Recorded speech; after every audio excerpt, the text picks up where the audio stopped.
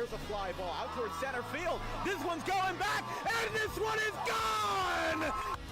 Taylor gets this one out towards center field to the short porch, and it's a grand slam! That's a floater, out to short. And it's booted off the shortstop's glove! Just like they drew it from Hollywood. Caladros, the 3-2. Swing and a miss! And the Audubon Green Wave have upset the Kingsway Dragons!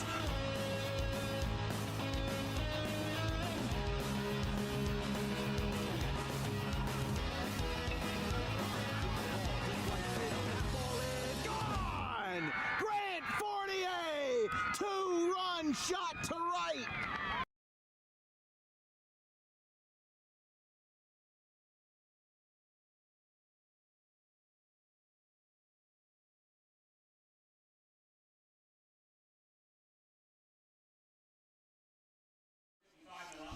From the neat little pockets of South Jersey and Salem County, we welcome you to Lou D'Angelo Stadium for a WJFL Memorial Division matchup between the Pennsville Eagles and the Overbrook Rams. Friday Night Lights here from Pennsville, Salem County. I'm Dan Wilkins. Oh, hold on here. We have to see if we can fix our camera there. There we are. We're alive. We're back. I'm Dan Wilkins. We're joined by Vincent Vogt on the call tonight. Ben Wilden on the production. This is going to be a good game and a good rematch from last year, and it's going to be a good test at this point in the season to see where both of these teams are. Pennsville comes in 0-2 with a 44-20 loss to Gloucester, and then a shutout loss at the hands of a team that's currently 3-0 on the season, West Deptford. They've been doing pretty good for themselves, West Deptford, but the Eagles of Pennsville are going to try to get a win at home tonight, again after losing their home opener in late August versus Gloucester. And for Overbrook, what's important for them, they won their first a home shutout versus Cinnaminson. They went on the road to Collingswood last week, lost 27-14. Both teams are going to be looking for a good bounce back here in week 2. Yeah, absolutely. I mean, this is something where, again, like we were saying with Pennsville, I mean, yes, they had a hard start to the season, but they went up against two juggernauts, like we said, of course, Gloucester and West Deptford. West Deptford currently yesterday just absolutely destroyed Collingswood 48-0. So this is something where, you know, looking at the teams Pennsville went up against, you kind of have to step back and say, okay, let's completely reset. We're coming in against an Overbrook team, or I should say we're going up against an Overbrook team here at our home opener that is coming off of a loss. Now, yes, they are 1-1, but still, you can catch a team coming off of a loss here, of course. They lost to Collingswood. Again, we just mentioned Collingswood, right, a little while ago, of course, with the West Deptford game. But this is going to be something quite interesting. I think that we're going to be in for a treat. Of course, you want to mention Overbrook. Well, I think Axel Bailey is going to be the guy that you're definitely going to be looking for right there. Of course, the running back coming off of a year with 681 rushing yards. Of course, he looks to do the same this year and start off as he has 162 currently. And then, of course, as we were saying, well, before we went on the air, we have a QB that we're looking out for to possibly get his big-time number, 3,000 rushing yards possibly tonight if he gets what it was at 101. So we'll just have to see what happens. I think we're in for a treat coming up tonight. We're going to take a quick break. They've got the national anthem. We will wrap everything up, and we've got our pregame and our kickoff here from Lou D'Angelo Stadium in just a moment.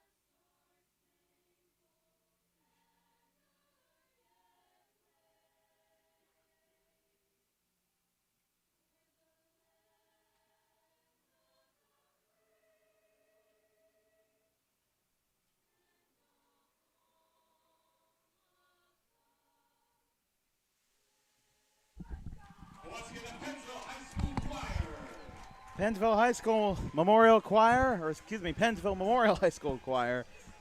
It's going to be a good matchup tonight. Vince, just to wrap up on a couple of points before we go to our kickoff tonight between Overbrook and Pennsville. Robbie McDade, 101 yards away from reaching 3,000 in his career. He's a 4-year varsity starter for the Pennsville Eagles, and they'll be facing up against a very versatile quarterback for Overbrook in Tariq Moore, who had not only 1,000 passing yards in his junior year, he also had 800 rushing yards to boot. And the band stomping their feet. The press box is shaking up here. Man, oh, man. It's going to be an interesting night. It was 39-22 Pennsville the last time these two faced off. These are common opponents. Obviously, the divisional changes make everything a little bit more complicated from last year. But Overbrook will be on the left side of your screen with, again, their white and orange jerseys. And then Pennsville on the right side of your screen with they're quite, I guess you could say, ubiquitous blue and yellow. I was curious if they were going to go with the blackout jerseys this time around, but they decided not to. 7 o'clock kickoff. It is a beautiful night here in Salem County. Again, one of my favorite corners of South Jersey to visit. The entire county is a population of 65,000, and Vince, you made the analogy perfectly that is a smaller population that would not fill Lincoln Financial Field. Yep. We're ready to go. Overbrook in Pennsville. We're underway. Kick is muffed to start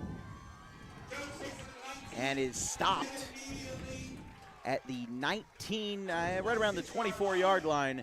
And Pennsville will take over. We'll take a look at their starting quarterback for tonight, Tariq Moore, the senior who, again, he led the team in passing and rushing in 2024 under the tenure of head coach Frank Wilczynski.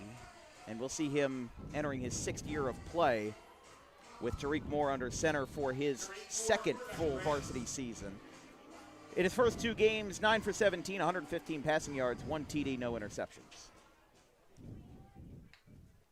Good jump on the snap, throws it to the flat. It's caught, and he is immediately wrestled down. Probably going to be a loss on that play as well. And Overbrook had good intentions, but they now have to settle for 2nd and 13 inside the 25. Yeah, it looks like right there they tried to lad it over to the left side, but unfortunately for Overbrook, Pennsville had the perfect read, had all the defenders up. Trips right this time. Moore, you could see that mobility in his style of play as that one is incomplete. On the left side.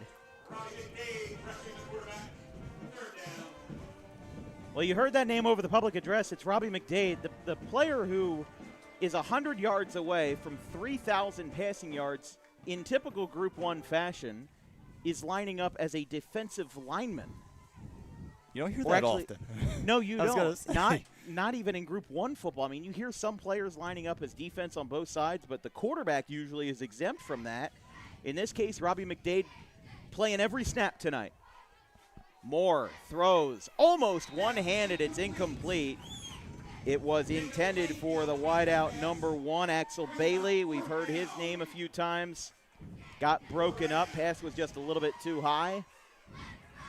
And they had one completion, but kind of also a rarity that you don't see too much. They attempted 3 passes on the opening drive. Yeah. Didn't get it. And Pennsville will now have the ball after a punt here unless they'll be able to flip it. But it's 4th and 13. They're at the 23. And this will be, oh, that punt is muffed. He's going to have to take it himself, and he's down at the 10-yard line. Wow, Pennsville botched the punt. That was number 3, Matt Tossenfreight. And now Pennsville is going to start their first drive of the night, just like Pennsauken did. Yeah, here we go again. And here is our man, Robbie McDade. Take a look at his stats from last year and this year. 10 for 17 so far, 76 passing yards, no touchdowns and 3 interceptions. But, of course, Pennsville coming into this game 0-2. .205 for .369 in his 4-year career, and as you see there on the bottom of your screen, 2,899 yards, 22 touchdowns with 22 interceptions. So still, 22 touchdowns and 20 interceptions. Man in motion, high snap. They fake on the sweep. Still on his feet. Ryan Hardy, the name that we're going to be talking about a lot tonight in the backfield. Excuse me, Rylan Hardy. Yeah, this is definitely a guy that you're going to be watching. Of course, he is your top rusher for Pensville this year at 107 yards. There you heard it, just first down right there. So Pensville moving the ball, taking advantage. Their main thing is going to be capitalizing on this gift that was given by a muff punt. Of course, their defensive line doing great work to get it to that fourth down. The pressure continues on. We'll see what Pensville can do here. Can they capitalize? That'll be the answer, hopefully. Maybe coming up, possibly right here. We'll have to see. We'll have to see. McDade. Hardy's going to get wrestled out in the backfield. He's still on his feet. Hardy got taken down by number 51 that time. Zayon Presley got the tackle, and it looks like also in the mix there was number 8, Jaden Waters. And now Pensville will be met with second and goal. They're at the 5-yard line. But again, such a contrast from last night to tonight. Highland at Pennsauken. Now getting Overbrook and Pennsville on the table, and only 2 minutes in, we've got a change of possession, and we've got a lot of fun things going on with Pennsville being so close to the end zone. And keep an eye on those LED lights in the light towers if Pennsville finds the end zone. This one's a sweep out to the right. He's going to get to the pylon. He's hit, and he is in. Touchdown, Eagles! And the light show begins from Lou D'Angelo Stadium as Aiden Colazzo finds the end zone on a 5-yard scramble to the right side. And let the fireworks begin. 6-0 Pennsville, 2.5 minutes in. Don't get much easier than that. Got to sweep out to the right. Can't even critique Overbrook too much there. Just he got sent far out, and he was ready to go. Here comes the kick from Adrian Elaine, and the kick is good. The hold made by Grady Sanders, the kick by Elaine, and it's 7-0 Pennsville, 9:25 left. We'll take a quick break.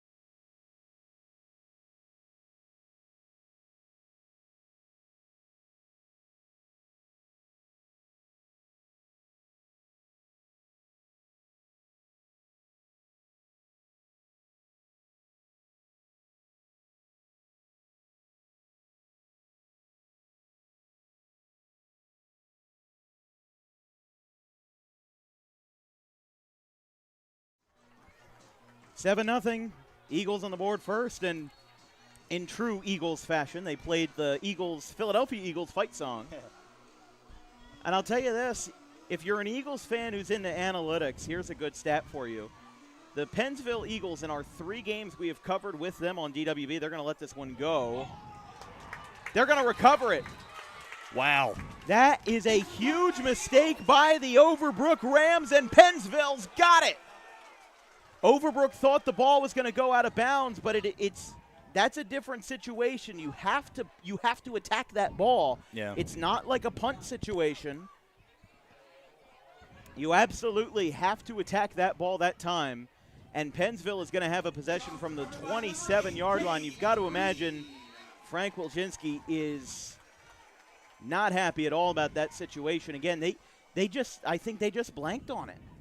I don't know what to tell you. But I couldn't tell who picked that one up. Still no passing yards for Robbie McDade, for those curious about his record. Now I don't know what the all-time school record is, but again, we know that he is 101 yards away from 3,000 career passing yards. Although the first plays of this game have been all rushes. Again, big thanks to Athletic Director Jamison Gorman for having us out here today. It is always nice to be in Pennsville, always nice to be in Salem County. I think that one thing that I've been told, and I think that it rings true for a lot of people, is that one place where Salem County often gets ignored is in media coverage. There are not a lot of programs and not a lot of live streaming services that will go down to Salem County. We are one of them. Here's out to the right side, and he is tackled for a gain of 3 by Collazo. Collazo, the sophomore running back, could very well be the successor to Rylan Hardy, who had 1,000 rushing yards last year, comes into his senior campaign. Collazo, though, in his sophomore year, again, he's been getting a decent amount of carries. And if you're Mike Healy, I'm sure it's a good feeling to have at least 2 running backs that you can rely on. In addition to Rylan Hardy, you've also got Collazo, who, again, 5 rushes, 17 yards this year. So he hasn't had too much in the stat books, but could have a lot of them tonight. Triple option. McDade will be short. They're going to get up to the 20, and it's going to be 4th and 5. You think they go for it here? I mean, I think the way things have been going for you tonight and what Overbrook has been giving you, I mean, they had the muff pump, which got Pensville in position to get that touchdown, to carry that momentum in. And now here we are again with kind of blanking on a kickoff, and now here Pensville has it again. So in this situation, with the momentum you have, with the position you are on the field, I think you do go for it, because if you unfortunately don't get these 4th down conversion here, this is a situation where, yeah, you wish you got it, but at least you're not worried about the position. It's not like you're on the other side of the 50 trying to go for a 4th down. So I think you do and carry your own momentum forward. We have their answer. McDade is going for it. 2 safeties up for Overbrook. They send Collazo in motion. He drops back, passes off to Hardy, dumps it off. He is going to get up. The question is whether he had enough. They're going to be at the 16, and it will be a 1st down Eagles, so the gamble works. And the Eagles find themselves in the red zone after that play. They were right around the 20 when they got that one going, and now they have 1st and 10 from the 16-yard line. Again, I like that play for the sole reason that it was effective. If it didn't work, I'd be saying, well, they probably shouldn't have done that. But again, what position do you take in that situation? Because in Group 1 football in South Jersey, you would be very lucky to find a place kicker. Again, the man who held the extra point on that touchdown was Grady Sanders, and Adrian Elaine, the sophomore, was the one who kicked, and he's going to get the handoff here. Elaine, left side, tackled to the ground by the Rams, number 51. That was taken down again by number 51, Jayon Presley. The Eagles led by 9th-year head coach Michael Healy, career 28-49 record, 2 playoff appearances. He is assisted by Ryan Wood, John Cooksey, Eddie Sturback, Michael Hoyt, Richard Lloyd, and Tim Esham.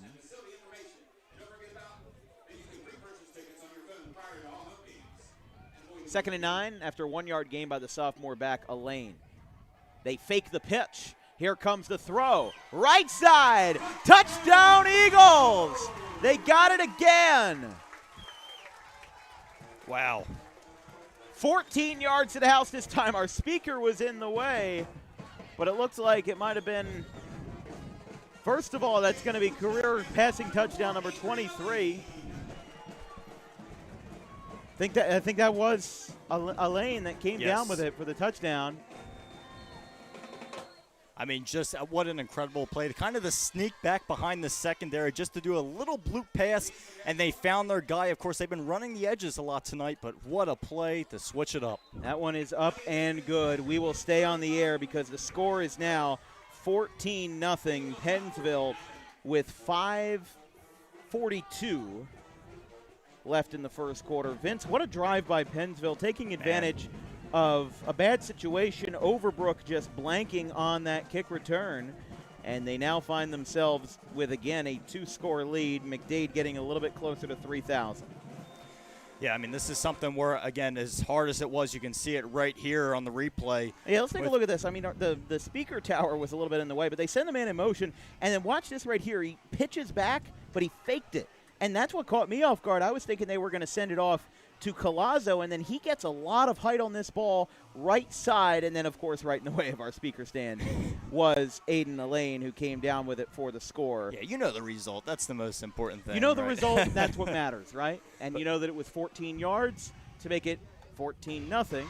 And there you go. Eagles chant breaks again. It feels weird for us not to be chanting Eagles, but we will save that for Sunday in Kansas City. Well, we won't be in Kansas City. I'll be on the couch. We'll be with them in spirit. Is that a 1 o'clock game? I'm not. It's a 4:25. That makes sense. 4:25 game. Returned game by of the Overbrook. week. Returned by the second line. Couple of tackles missed. Oh, and he barrels through. Kind of ran lateral to the 20-yard line. The return was made by number 44, Elijah Dixon. I feel like he tried his best to go to the middle that time, and that I can commend him for. Mm-hmm. But my issue is that he spent so much time trying to go to the middle that he wasn't worried about gaining any yards. And now Overbrook will have extra work to do here on their second offensive drive after Pennsville went back-to-back here in the first. Yeah, I mean, it feels like an eternity since the last time Overbrook had a drive going. Of course, their last one, they had that kickoff that unfortunately didn't go their way. Pennsville recovered it, and then, of course, Overbrook in their first drive went 3 and out and muffed the punt. So we'll see if they can get something going, get some type of momentum going here for the first quarter. Trips right. Moore breaks through. He's going to get a couple yards. Ball comes out. Pennsville wants it. Who's got it? Pennsville ball. Oh, my. They only got one play, and Pennsville is a couple of plays away on the offense now from pouring it on. One play, one fumble, one turnover, to loosely quote George Thorogood. It's first down from the 30-yard line. That's a tough break for Overbrook, and that could be something that really could define the rest of this game because, I don't know if you're Frank Wilczynski, what you say to those guys. I mean, this, again, was a difficult pill to swallow already, not getting a lot of return yards after getting, scored on twice. Now you give up the ball to Tariq Moore on the carry on the QB keeper that time. Again, Moore is a very versatile quarterback, and you will see that in his actions because, again, he rushed for 800 yards and passed for 1,000 last year. Really a dual threat, but he's got to hang on to the ball there. Rush up the middle. I believe that was Hardy. He got a lot of yards, and he's going to get 12 of them that time for a first down, Eagles. Yeah, in this type of situation, it just seems every time Overbrook gets the ball near them and has any opportunity to make something positive on offense, it kind of falls apart and is something where in this type of situation, as the coach, you got to bring your guys over to the side and just say, I mean, in this situation, I would honestly call a timeout and get the guys together and say, okay, absolutely, take a breath. I get it. I mean, this is your first drive did not go the way you wanted. You had a 3 and out. You fumbled. You fumbled on the punt. You muffed the punt. Second one, the kickoff didn't go your way, and now you fumble it on your second drive of the game. Oh, I would definitely call a timeout at some point, especially I would do it before if they score again. Yeah, before it gets worse. Too bad, because if you don't have a time to talk to your guys as a head coach kind of in a calm environment, things can get out of hand. And we've seen that before where when these teams, they just keep scoring and scoring and scoring, it can create some bad situations. And I'm not saying that it's going to happen, but I'm saying that with Overbrook, they are right now in a bad spot where they gave up 2 touchdowns. They probably aren't in the right state of mind. I know if I was a player on that defensive side right now, I wouldn't be feeling too hot because of what has happened. And for Overbrook, their biggest concern is stopping the ball here. Now, they almost got to stop, but on that last drive, they converted on 4th, and I believe it was 4th and 5, to get in that red zone, and then a couple of plays later, McDade found the end zone. Option up the middle. They went with 2 backs going together at the line of scrimmage. Now it'll be 3rd and 6. See, again, they make good defensive stops like that, and there's a lot of good defensive guys on Overbrook, like, again, Elijah Dixon and Jayon Presley, who we've called their number a couple times so far. But it's about consistency. This is a team game. If you get this stop on 3rd down, Pennsville's in the red zone, you force them to go for it on 4th, you just need 2 more good plays to get a turnover. And in high school football, we talk about it only takes a little bit. It only takes a little bit to get something going your way. If you can get a stop here, overturn the ball or turn over the ball on 4th down, then you can maybe get a little bit of hope going into that drive if you can hold them to 2 scores here. If it's 3 going into the quarter break, not exactly sure, but we'll cross that bridge when we get there. We'll see if Overbrook can get the stop. Oh. We've got whistles and a timeout called by Pensville. Pensville actually called a timeout. So they will be the ones to talk things over. They will take a break, and so will we. Here with 2:39 left in quarter number 1, it's Pensville 14, Overbrook 0. We'll be right back.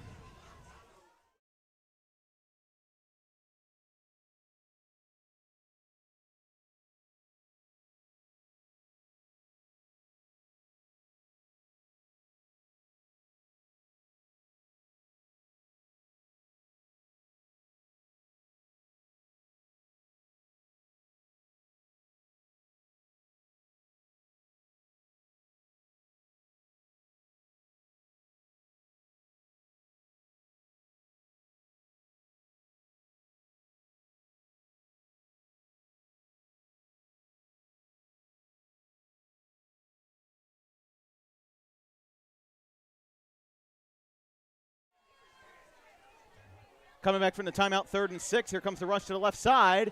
Breaking throw. How about this? He might be able to get something there, but he's going to be short. Aline gets the carry after scoring that 2nd touchdown of the day. So Pensville burned their first timeout, and as Vince and I were talking about, it seemed a little bit surprising that Pensville called their first timeout. We were talking about and maybe even offering a word of advice to Overbrook to call a timeout, but instead it's the Eagles who call one, and now the situation's a little bit different. Again, it is 2:49 left to play in the first quarter. Yeah, that's the thing, still first quarter, and Pensville has their 3rd offensive drive already.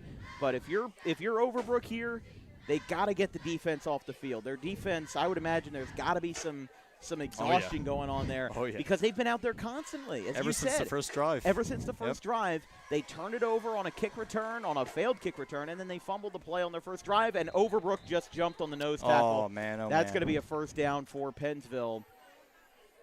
Man, that's a tough break. So Pensville will get an automatic first down inside the 10. They're going to be at the 9-yard line, 9 or 8-yard line.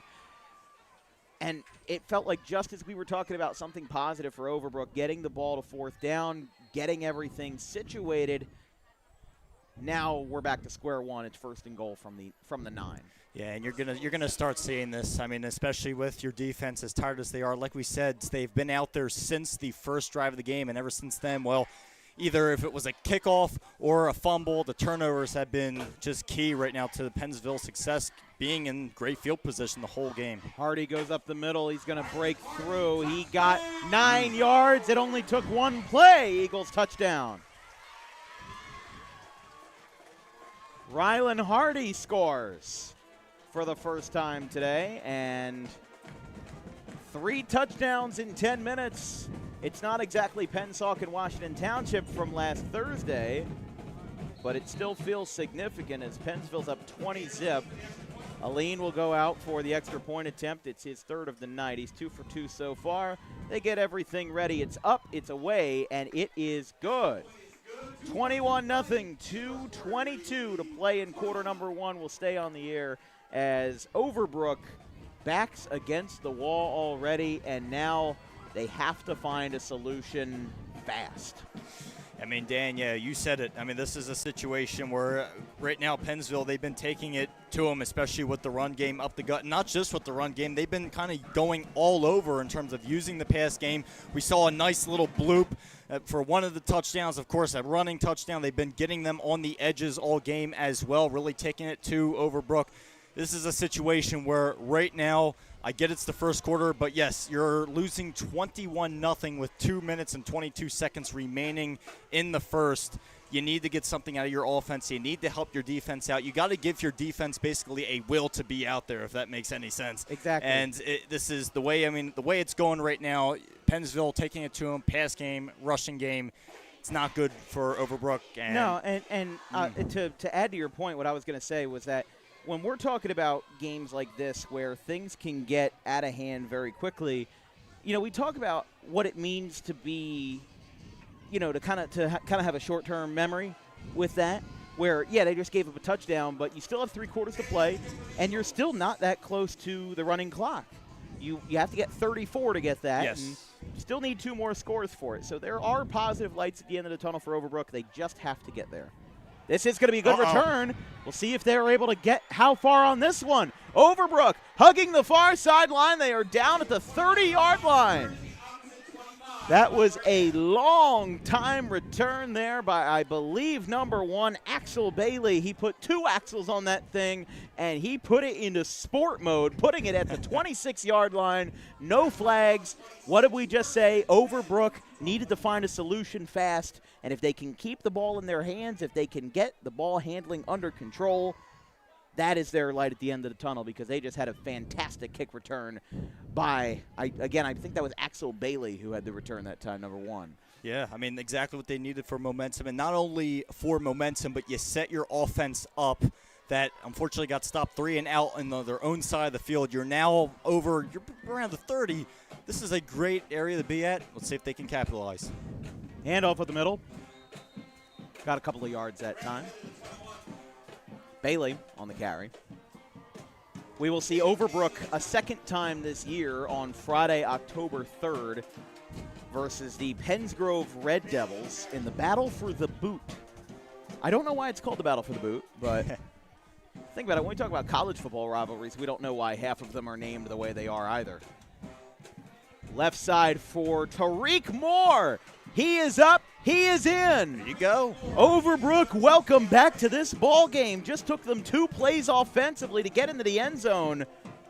That was a rush for 21 yards down the left sideline by Tariq Moore.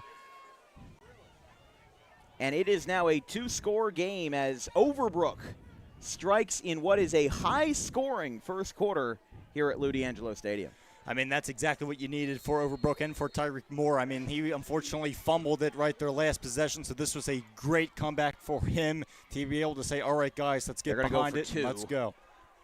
Leaping pass, breaking through, and it is caught in the end zone. Number 86, the tight end, Nick Duvall, brings it in, and it's 21-8 with 1:38 to play in the first quarter. Let's take a look at that replay real quick. Let's see. I mean, I'm just looking at it now. This is an interesting play, mostly because when you look at this snap, it's a little bit high and to the side, but then he fakes the handoff. Look at where that Pennsville defender is. He's right there, and, oh, he got burned. That might have been McDade, too. Left side, great blocking by the Overbrook offensive line. By that time, he was gone, and then right there crosses into the end zone. A little leaping celebration to deal with it as an 8-point drive by the Rams. Took just 2 offensive plays. Didn't take long for Overbrook to get on the board, just like it didn't take long earlier in the game for Pensville to get on the board. Yeah. I mean, again, we got to go back to that great big-time return, of course, by Axel Bailey, who got him in perfect position around the 25-yard line, and the offense just did the rest, let the run game take off. And, of course, Tariq Moore, who had that fumble earlier in the game at their last drive, well, he was able to get back and say, all right, hopefully – let's get the guys to rally behind me. Let's get ready to go. Let's get this team back on its feet again. We're not out of this game. It's only the first quarter. I think we'll have some impressive football coming up in the second quarter right here, judging off of the way things are going. We'll just have to wait and see. Tail end of the first quarter, some out-of-town scores. Cherry Hill East and Triton are tied 7-7 at the end of the first half. That will hop once at the 20. It's going to stop in the grass. It is muffed. There's a scramble for the ball. Who's got it? No signal. Eagles will recover, so a bit of a pin drop moment for this Eagles crowd, as they thought maybe Overbrook was really turning on the Jets, but it will be a spot at the 20, right around the 29-yard line with a minute 34 to play in this first quarter. Yeah, you could hear almost a pin drop as everyone thought the tables everybody turned. Thought maybe Overbrook was getting back into this one. We had a little bit of a strange game last night with some interesting activities that happened, especially on kickoffs or in punts. So this game has been kind of somewhat of a repeat so far, but that would have definitely put the Jets on. You said it, 100%. Woodstown leads Shalleck in more Salem County action 14-7 at the half. And he's going to get stopped hard at the line of scrimmage. We'll see what else is on the board for South Jersey at the moment. In the game that pretty much everybody's talking about this week, Bergen Catholic and Winslow. Bergen Catholic leads 35-0 at the half. That was shocking. I don't think me. That's what everyone was talking about originally. Well, Bergen Catholic leads 35-0 over Winslow at the half. They're going to start. Even the press box can't believe it. So, no, there was somebody to my right who was asking for the score because that is how hyped up this game was. Number 1 in the state versus number 4 in the state. And Winslow is going to start their season, assuming they don't come back in this game, 1-2. McDade drops back, caught by Hardy. That will also cut into 100 yards. He'll get ripped to the ground by number 20. Tackle made by Kyle Lee, and with 30 seconds to play in the first, they'll have time, I think, for one more snap unless they decide to let this clock run out. But either way, not a bad not a bad first quarter for either teams. I mean, listen, Pensville obviously put the standard up early, but Overbrook is showing that they still have a lot to play for. Again, that 26-yard start to their drive and then a 21-yard rush by Tariq Moore got him into the end zone. Clock will hit 0 here at Lou D'Angelo Stadium here in Pennsville. The sun sets here at Salem County. There's a lot to love here down off of exit 1C of 295. It's 21-8 at the end of the first.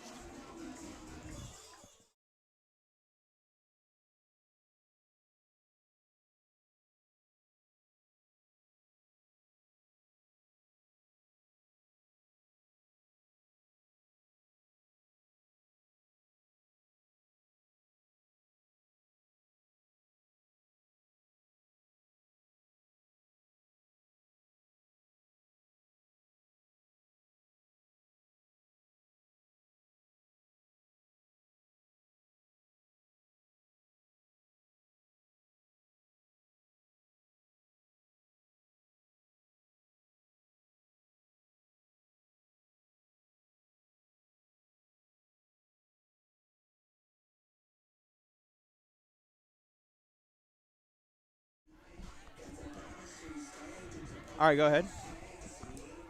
It's the second quarter. It's country night here at Pennsville. It's already a little bit rural down in Salem County, but again, country night, I'm disappointed we didn't hear any Willie Nelson or Waylon Jennings over the public address system. This was pitched back. This is going to be a pass. A lane. No, downfield. Wow. They went for the old trickery there on 3rd and 9. Unable to do it. Now it looks like for the first time tonight, McDade will be pulled off the field, and they've got special teams for the punt formation coming out. Woo! I mean, I tell you what, Pensville all night has not been holding back. Going with some trickery, going with some fakes. We saw it again, and this is something similar to how they got their second touchdown of the game, which was basically with a similar play right there with a floater, was able to sneak behind the defense, sneak behind the secondary, and we almost saw a repeat. Punt is popped up. That punt got muffed, but Overbrook's going to fall on it. That was knocked down by XL Ma. By the way, again, when we have some more out-of-town scores, we'll report on them, but one of the few games that also was looked at pretty heavily, Shawnee leads Camden 21-20 in the third quarter. And then we'll see if there's anything else that comes up. Again, big thanks to our good friends in reporting, Kevin Minnick, Matt Cosentino, Al Muskowitz. So many more to name. Mark Tribble, Brian Tortella, Chris Baker. Chris Baker will be working with us, I believe, in 2 weeks over at Cinnaminson. But 1st and 10. Moore, handoff. And they're going to carry the line with them. They'll get about 5 or 6 yards. 2nd and 4, so a gain of 6 that time. They cross midfield, or they were already across midfield, but they're now at the 44-yard line. I will admit, I am impressed with how Overbrook has recovered after what was a dismal start to the game. They now are getting themselves back on their feet. Here comes a rush again by Bailey, carrying through, barreling through to the 40. He's going to be a yard short, but Overbrook, again, 1-1 this year. They started off, first of all, this is their first road game of the year, and 4 of their first 5 games are at home. They beat Cinnaminson 14-0. They lost to Collingswood 27-14. And then after tonight, they go back home versus Florence and Paulsboro for a Thursday night game on the 25th. And then they're on the road for 3 straight: Clayton, Camden Catholic, and Audubon, before closing out their regular season versus West Deptford, which is off to a fantastic 3-0 start. They took the doors off of Collingswood last night, 48-0. But again, like we were saying, Bailey's been doing pretty good. Moore's been doing pretty good. But now that they've, again, as long as they don't fumble or throw a pick, I feel like Overbrook's consistency is there. The momentum is in motion, and Overbrook's certainly putting themselves back on the map in this game. Handoff taken out at the legs after the first down. Again, they converted on that last drive, on that last set of downs. Rashawn Jones, 5'6" senior back on the carry for the Rams, and they get 2 yards. They are at, actually, it looks like 3 yards. Second and 7 from the 35. Yeah, I mean, right now going through their lineup definitely, and this is something where Axel Bailey, to really talk about him again, this is a guy they're going to want to get going, the rush game in general, and it looks like we're seeing it here. Pass right side, right through the hands of the intended receiver, and it'll be incomplete. Either the first or the second pass they attempted that drive. Can't comment too much on that. Just looked like they didn't have the right momentum going, and again, they'll make a personnel switch. Bailey coming in for Jones, looking like, I don't know, I feel like they have to pass here, but at the same time, like, I wouldn't be upset if Moore just tried to sweep it out to the right and take a QB keeper, because it kind of reminds me of what Nazir Negron did last night for Pennsauken. Just like somebody who can really, he's a very mobile quarterback. They will pass on a lateral side. It is caught, and he's got a first down. Catch made by Axel Bailey, and a late flag comes flying in. Oh, man, oh, man. So, assuming because of the lateness of the flag, we think it might be something personal. Let's take a look here.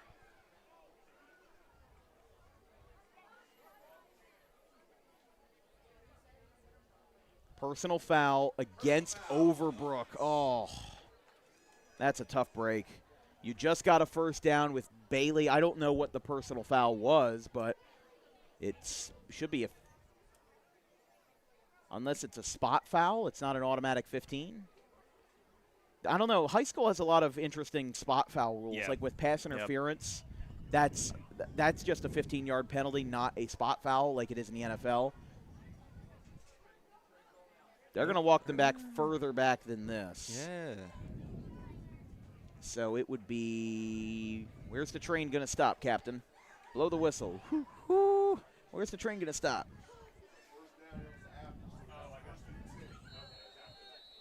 Okay, so we just got clarification. That is from the clock operator up in the booth with us, Kim Brown.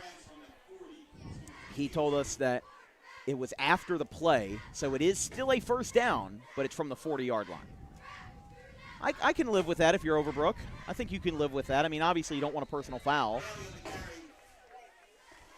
Looks like Bailey got the carry that time for the Rams, and they will get 6 or 7 yards, and they'll get all the way up to the 34. I mean, right now, main thing is, I mean, they look to use the speed, especially, and Axel Bailey, I mean, really showing his ability for the rush game, and as well with the lateral we saw there. Unfortunately, it was called back. At least you still got the first down, but let's see what they can do here. The offense looks like to be on a roll. Look at that lead blocking by Overbrook. It's going to be brought down.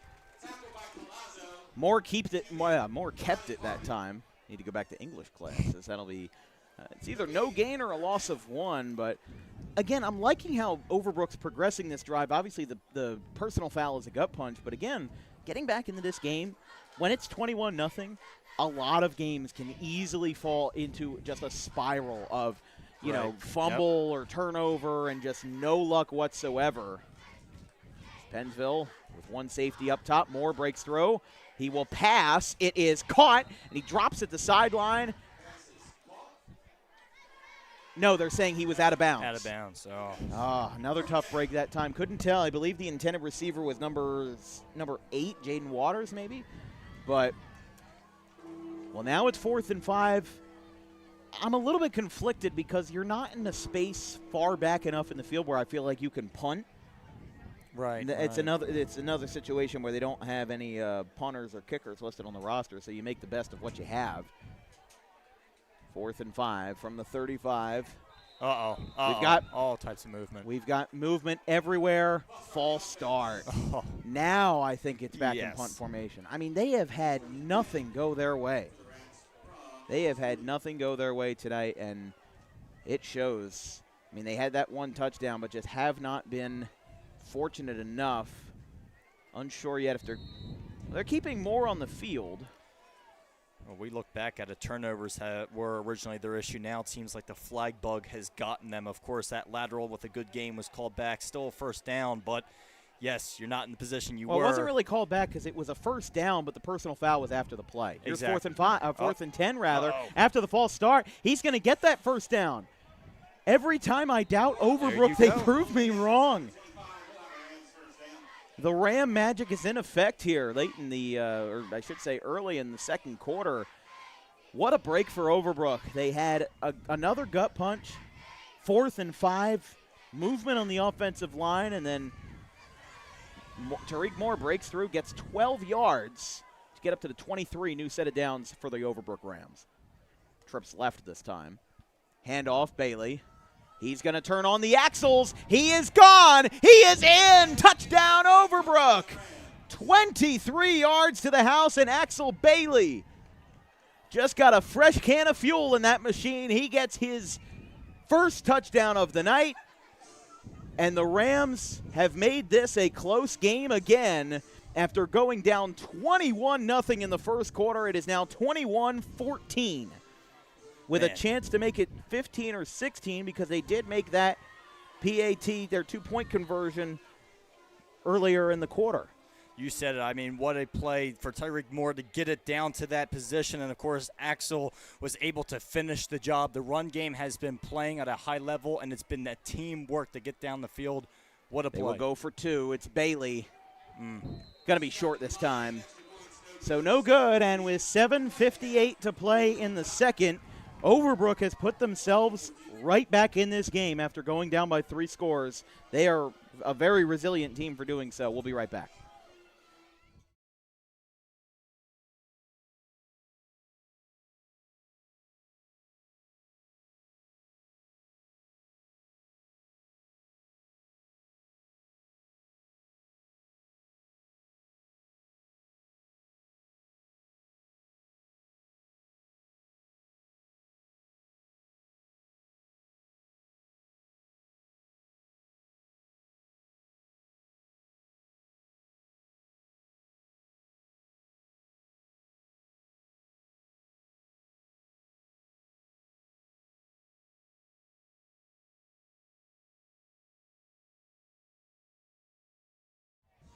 Here from Lou D'Angelo Stadium, this broadcast is brought to you by DAWG Pro Wrestling, the Dangerous Adrenaline Wrestling Gladiators, New Jersey's premier pro wrestling organization with high-flying events and nonstop entertainment throughout the Garden State. For more information, visit DAWGProWrestling.com.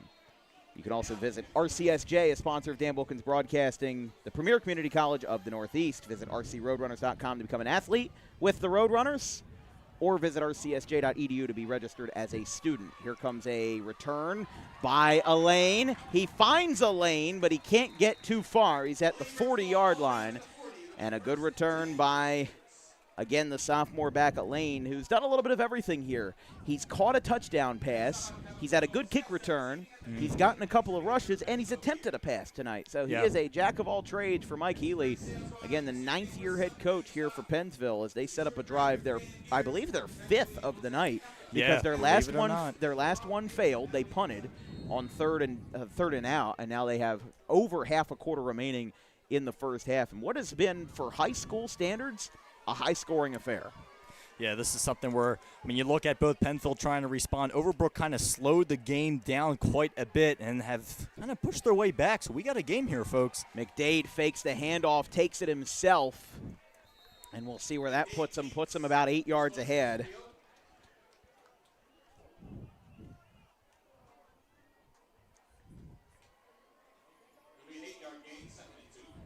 6-8 yard gain. There you go. But, yeah, like I was saying, I mean, this is something Pensville really looking for a response right here. As the game was moving extremely quick, the scores were coming quick, but Overbrook really found a way to slow it down, especially using the run game. Well, what happens when teams use the run game? The clock runs. This is something where, the scoring went from constantly happening to really slowing down. This is something Pensville right here looking for a response, trying to keep the momentum on their side. Rush up the middle. This might be enough for a first down, Eagles.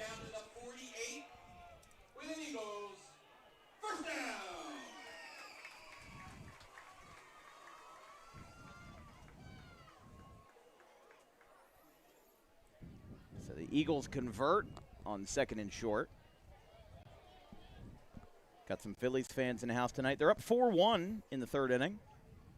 Bryce Harper had a 2-run home run. Oh, really? Yeah. There we go. Look at that. I mean, I'm not really updating the fans at home. I'm more updating you because I need to have know my phone these next to me. stuff. Yeah, I do. I mean, after sweeping the Mets this week, if I didn't have football, I might have gone. But it's a big week for Philly sports in Kansas City. It is a very big week. I had a voice crack that was insanely. We won't talk From the 49, that, 1st and 10. McDade, another keeper, left side, and he is down for another gain of 7-ish. I'm really liking how McDade is operating today. He and Tariq Moore are, incredibly similar because they are both mobile quarterbacks who really aren't that big or tall. I mean, Tariq Moore is listed on this roster as a 5'6" quarterback. I can't remember the last time I saw a quarterback that wasn't that tall. I mean, wasn't Darren Sproles 5'5" or something like that? Oh, man, yeah. He was a fire hydrant. He was somebody. Imagine Darren Sproles as a quarterback. Tariq Moore. I mean, I'm not trying to make fun of him, but he is a smaller quarterback, and it has been working very well. That archetype we don't see a lot. We do see mobile quarterbacks, but big collision that time as Collazo barrels through to the 33, and he's got another Eagles first down. Just another great possession this time. Another great set of downs by Pensville. And they find themselves in great field position here as they're going to look to go up 2 scores before the half. I think they kind of got woken up a little bit by that Overbrook touchdown where they went to the house, just because you think about the fact that, again, it was a 21-0 game. You need a 34-point lead for it to be a running clock. And in this situation, I'm thinking about how these two teams are adapting. I mean, both of these teams just seem to be bouncing off of each other right now. One team does something successful. The other seems to have something in tow prepared. Here comes Hardy. Hardy gets up to the 20. He is going to get a gain of 13. And Rylan Hardy, the leading rusher for the Eagles, picks up another first down. Yeah, we've seen it. I mean, especially throughout this drive, finding the gaps, running up the gut. And, of course, we've seen, sophomore Aiden Collazo, who got him into a good position right there. And, of course, Hardy, the lead rusher, was able to take it to him again. And they're basically, like you were saying, everyone's bouncing off each other. They are running over the Overbrook defensive line. Even when they do bring their linebackers up, they are just powering through constant. They have good blocking. They also have good support from that offensive line, pushing them forward. It's crazy. Hardy, carry, left side, gets tripped up at the line of scrimmage. 4 minutes left, or just about 4.5 minutes left in the second quarter. Stay tuned for the DWB halftime programming of the Dan Wilkins Broadcasting Archives, where we will show you the best of the best from our just under 4 years of broadcasting experience in the state of New Jersey. From walk-off hits to game-winning touchdowns to game-winning shots and everything in between, the Dan Wilkins Broadcasting Archives program will run during halftime, and then we'll come back with about a couple minutes left before kickoff in the second half. Again, with Pensville receiving the first half kick, Overbrook and Frank Wilczynski will start the second half with the offensive possession. 2nd and 8. Another stop as Overbrook's defense standing on business that time. That was a two-man job. Number 28, Zion Marshall, and number 55, Joseph Calderon Milano, as they both pick up I don't know what you want to call it that time, but they both were very involved on that defensive effort. It's 3rd and 10. They're at the 21-yard line, and now Pensville, again, feeling like they're slipping here. They were so far ahead, 21-0, and there is a chance with 3 minutes left that lead could vanish before the halftime break, and that could really send a wrench into into their plans for half number 2. See what they've got, though. McDade drops back to pass. He will fire. A long ways out. Double coverage. Did he bring that one down? No, it was incomplete. That was a 3-on-1 man coverage that time for the Rams, as it was intended for number 6, the receiver, Jacob Kamani. And I believe also number 6, DJ Loibman, was there to break it up. Man, I mean, throwing in the triple coverage in that type of situation. I don't know if I like it. You were at 3rd and 10. You were going down the field at a good rate with your rushing game. And then, of course, I understand you want to go for a big-time play, get the momentum back on your side, to try to get it, of course, before the half. You got 2 minutes and 47 minutes remaining in the half. That play right there, I don't know. I mean, at this point in the game, and, of course, the lead you had – and now what it looks like, 21-14, well, let's just say you were up a lot more than that, right? But this type of situation, right now what's going on with Pensville, it's kind of turning the tables at this moment in time. There's an Overbrook player on the far side of the end zone that is down with what appears to be a cramp. I think we're getting flashbacks to Highland Pennsauken last week. Or yesterday. It was interesting. What was that? I said yesterday. What did I say? Last week. Oh, yeah, okay. Feels like it's been a week. It feels like it. How about this? Garth Brooks, I got friends in low place. It's a DWB concert hour, folks. I love this song. He's not on Spotify. Oh, okay. I'll give it to you. We don't want the viewers, for their ears, the benefit of their ears. If they have earbuds in, they already may be lost. Listen, I like Garth Brooks, but he is not on Spotify, so I have to settle for the rare time that he comes on the radio, or if I'm like a Western restaurant or something like that. Could be one of those guys where people actually pay you to put him on Spotify. Oh, yeah. I know there's a lot of those people out there. I just need someone to put it on. The bootleggers, yeah. There's people out there like that. But, no, I wouldn't mind hearing a Willie Nelson tune, a Waylon Jennings tune. But I think they're accepting they're accepting requests. They may be accepting requests. Well, I don't know. I don't listen to a lot of country music. And, listen, I'm in Salem County. That might be an illegal thing to say. But, I'll say that I like some older country. Like, what's it called? Alan Jackson. I don't know. I don't think Jimmy Buffett counts as country. It depends on the angle you look at it. Quite literally, he's not in the countryside. He's on the beach. He's at the shore. True. So maybe it's not. But Alan Jackson definitely. Toby Keith, a little bit of that. But they're playing the full song. Look at this. We're getting an extended break here because there is again an Overbrook player down. They originally had his leg up because it looked like it was a cramp, but he's down for a little bit longer than I expected. Pensville's crew looks like they're coming out. We don't have a trainer listed on our roster for Pensville, but. Yeah, he's being attended to out there, and I don't know. We were joking around now, but thought maybe it was just a cramp. Of course, again last night, Highland and Pennsauken, we saw a lot of those. Looks like they're getting him up now. Sometimes though, those Charlie horses, they take a while to take a while to break out. So that gotta give a shout out to the training staff. Yeah, that was number 4, Courtney Hudson. Props to him. He'll be walking off the field under his own power. But, again, it's interesting because it's not hot tonight. It was 73 at kickoff. It's dropped off to 70 now here at the tail end of the first half. I'm not sure, but good news is I checked YouTube. We did not lose any viewers from me singing Garth Brooks. Loyal people. We promise you the DWB karaoke is few and far between. 4th and 10. No.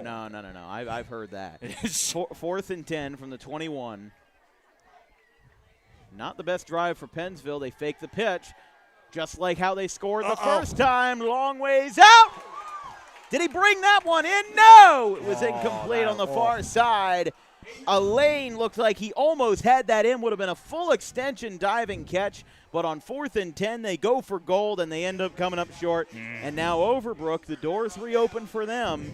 A lot of passing completions on that drive. 2.5 minutes to flip the field. I am genuinely saying that Overbrook could go into this half tied. There's a good chance. Sounds crazy to say. It would have sounded extremely crazy, especially in the first 8 minutes of this game. But, man, I tell you what, right there, Pensville trying to get all momentum back on their side. Elaine couldn't quite get that foot down to stay inbounds. It was a great catch, but just couldn't get it. Just couldn't make it work. But now you got Overbrook, plenty of time on the clock to go down the field and get something done. Like you said, Dan, it's very much could be a tie game into halftime. We'll have to see. 2:39 is what's on the board after the turnover on downs. We start from the 21. Moore, handoff. It's Bailey. Met one-on-one, quite literally. It looks like McDade came in that time to break everything up, and it is 2nd and 4. Again, picking up 6 yards that time. From the 32. Again, Overbrook, they are moving swiftly. I don't know if one team got woken up by the other or what. I don't know if Overbrook got woken up by the 21-0 lead, but this is extreme resilience here from the Rams. As now he's going to be sacked in the backfield. Oh, man. Sacked by the Eagles, number 51. That is Chandler Lindenmuth, who picks up the sack that time.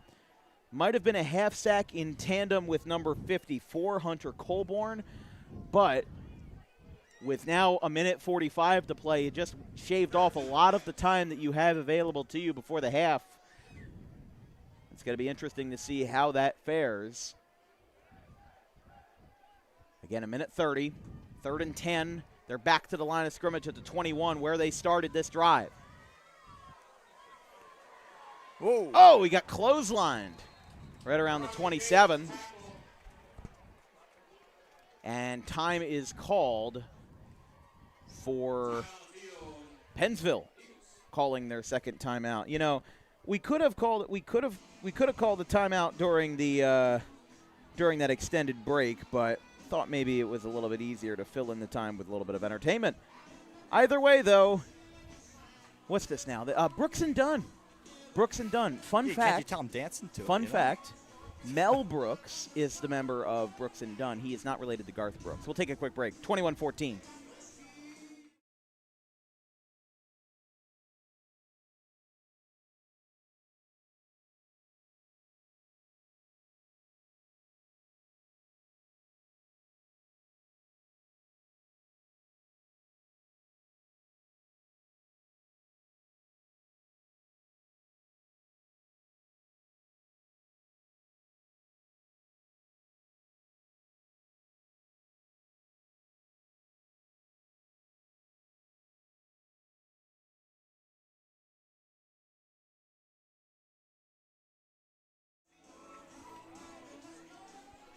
.121 left to play in the second quarter.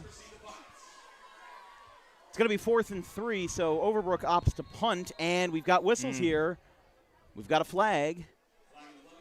If this is offside on Pensville, this is going to be interesting here.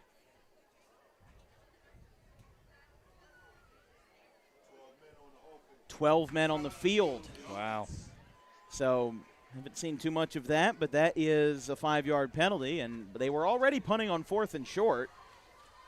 I was a little bit surprised by that, but also if you're Overbrook, you're trying to be conservative before the end of the half and say, okay, maybe you find something different. Maybe you find a way to change the tempo, and maybe Pensville would get a late score with a minute left. Ball lands at midfield. It is scooped up by the Eagles, number 6, Kimani, and he is down.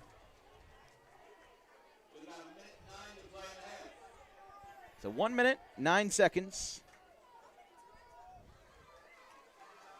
Yeah, in this type of situation, of course, for Overbrook, things like that just can't happen. I understand that you were punting it away, but anything to help your punter, of course, we know high school football especially, especially if you don't have designated kicker or a kicker that can really get the ball down the field, any yard helps, and that was something that just couldn't happen. But now, of course, field position for Pensville, not that bad.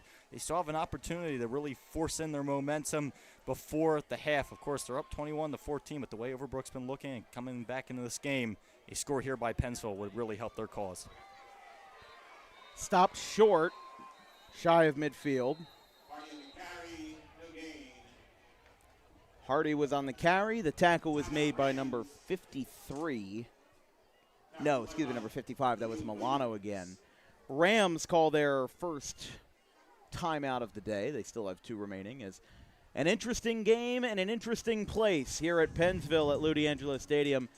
It's 21-14 with a minute to play.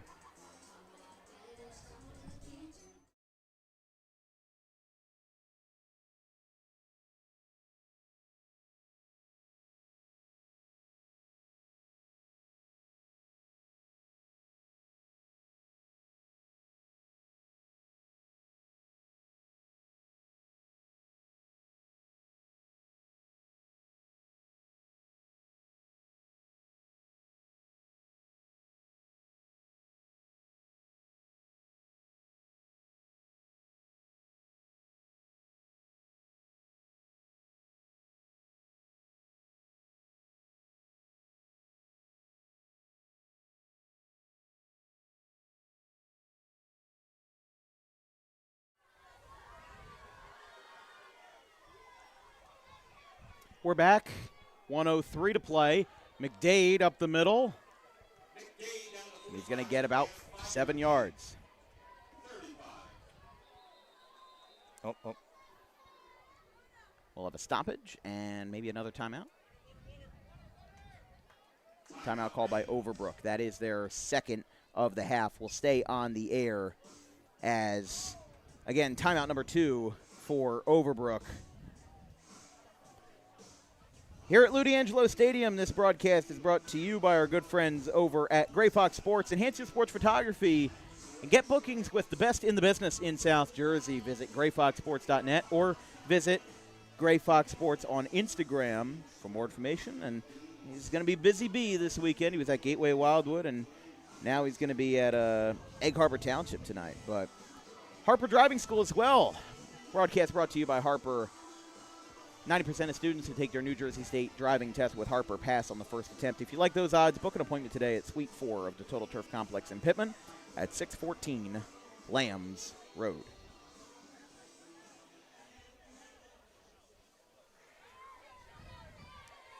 Third and 5 after a 5-yard keeper by McDade.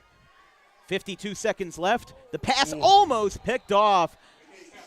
It was broken up by number 8, Jaden Waters. Called his number a couple times. The intended receiver was Adrian Aline.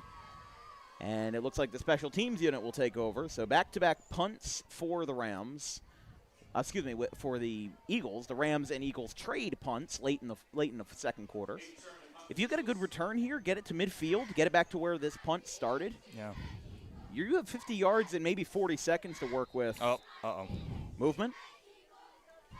Or do we have a timeout? We had fly. I saw something fly. I could have swore I saw something fly over on I'm not. Somebody's throwing a football around. Must have been on the sideline. I saw I'm not something sure. move. Overbrook burns their last timeout. Only one remains, and it's Pensville. We'll take a quick break. 49.6 to play in the second quarter.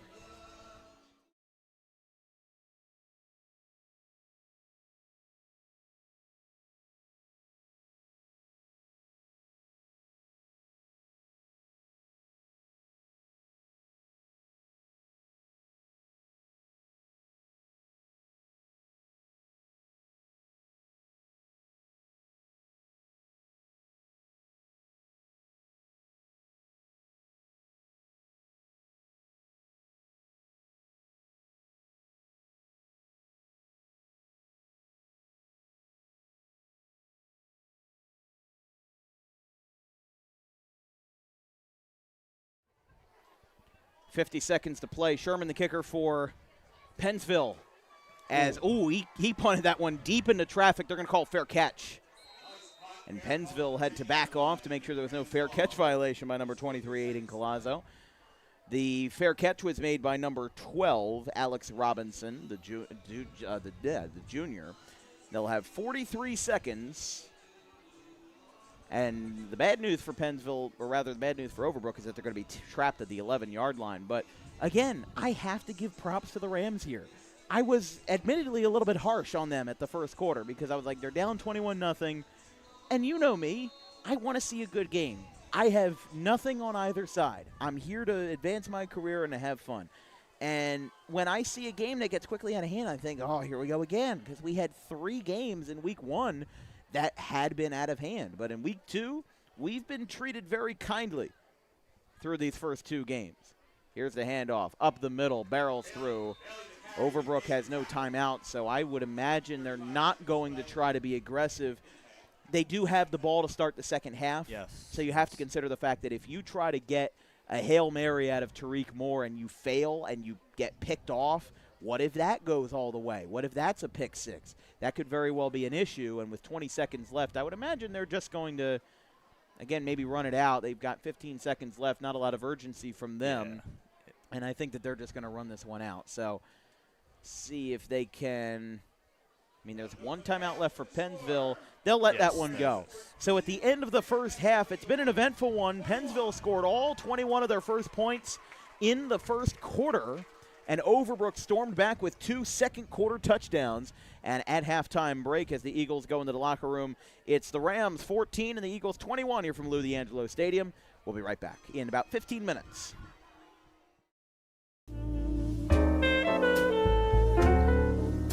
May is Mental Health Awareness Month. It is the responsibility of all of us. Jersey is the number 2 seed. As we said, they beat Manville 19-0 in the first round. To end the day for Luke Pokrovsky. Scramble, go back. An Argo pop-up, first base side. He calls for it. And for the first time in 33 years, the Charlotte Cougars will hoist the trophy and face Middlesex on Monday. It's going to get over the head of Colbert into left field. That's a base hit. 2-run score. Argo green and gold. Standing goal for Justin. Emma Spot.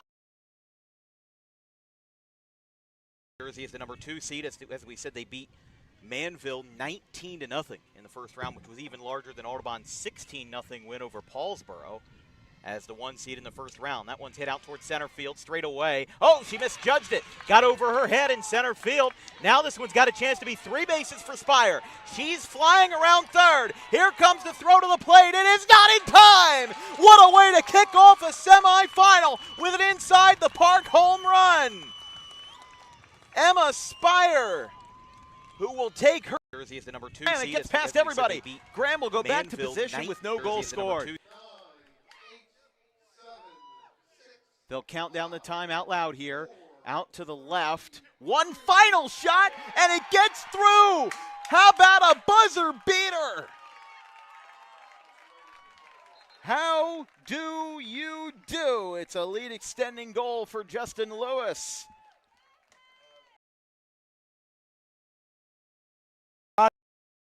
To end the day for Luke Pokrovsky. Little pop-up, first base side, he calls for it, and for the first time in 33 years, the Charlotte Cougars will hoist the trophy and face Middlesex on Monday. 4-3, Cougars win it. And in the battle of green and gold, the trophy stays true with the visitors. What a finish! Uplight, you know, he's, again, 1 time leaving the bases loaded is frustrating enough. Doing it twice in a row. Oh, how about this? Line drive. They're going to, no, he's throwing it around the infield. They're going to throw him out at first. He's out. I have never seen that before. That is a 5-4-3 ground out because the third baseman thought he caught it. The home plate umpire said no. So he threw it around the infield. And Argabright with a full count. Outfielders in communication for the Quakers. Everyone's looking around in a tie game, bottom of the 6th. The 3-2 payoff. Ground ball. It's going to get over the head of Tolbert into left field. That's a base hit. 2-run score. Argabright delivers when asked. 5-3. Alex Argabright has given the Golden Eagles a 5-3 lead in the bottom of the 6th inning.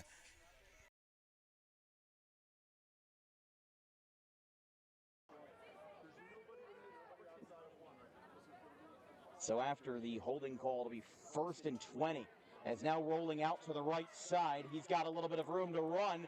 on a QB rush. He's going to get a first down. There's no flags, and how about this for 61 yards?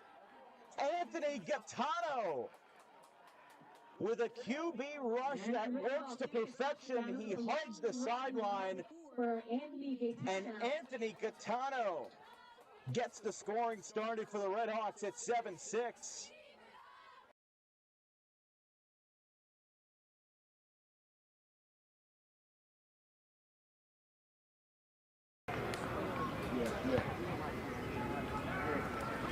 Jack Mostero, 2 for 3 with a strikeout, a double, and a single. Looking to play hero. He's going to line this one into right center field, and that's going to drop. That's going to do it if they don't get a throw down. Mostero's going to second, and Danza's coming home. Sectional champions, Gloucester Catholic. They do it in a walk-off fashion as GC with Mostero playing hero. An unbelievable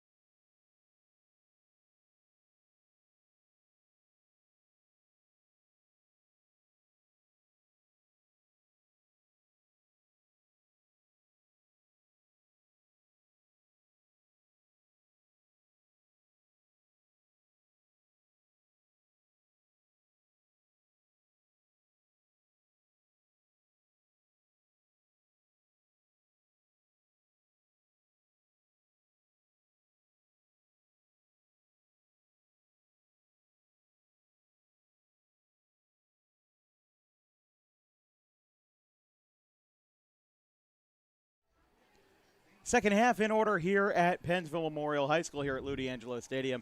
It's been an interesting first half here on Dan Wilkins Broadcasting on this Friday night. First of all, beautiful night in Pennsville. It's always nice to be here down in Pennsville. And I'll be back home tomorrow for my alma mater, the place that I love dearly, Audubon High School. We'll be back there versus Bordentown.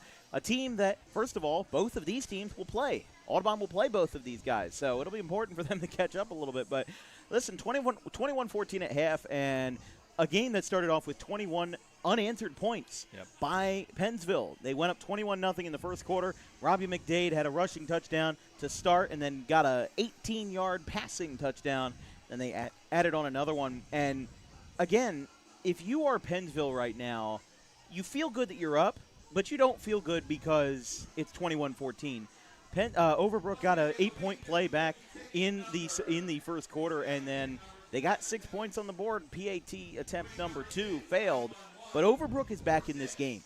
And there was a point where we were thinking that this was going to be another runaway train. It was going to be like Audubon-Pennsville from last year where it was 42-0, and all hope was lost by the halftime break. But today, I don't know who's going to win. And it sounds crazy to say, but as an impartial broadcaster, I love not knowing. I love not knowing who's going to win because that means that we have a good game on our hands. It's 21-14 at half. Your thoughts so far? Yeah, I mean, this has been an absolute dogfight. And as we came out, we were watching, of course, through the first quarter. We thought this was going to be one of those games with Pennsville. I mean, just absolutely taking it away. We thought, I mean, yesterday we had a great game. We thought today, another repeat of what we saw in week 1. But no, absolutely not. Pennsville was kind of taking it away, and the next thing you know, Overbrook comes back and is able to get some key stops on Pensville. And Overbrook also was able to find their rushing game. This is something that I was kind of looking for at the very beginning when we were talking here in pregame. We're looking at guys special like Axel Bailey. When is he going to start getting the ball more? This is all questions that we were asking.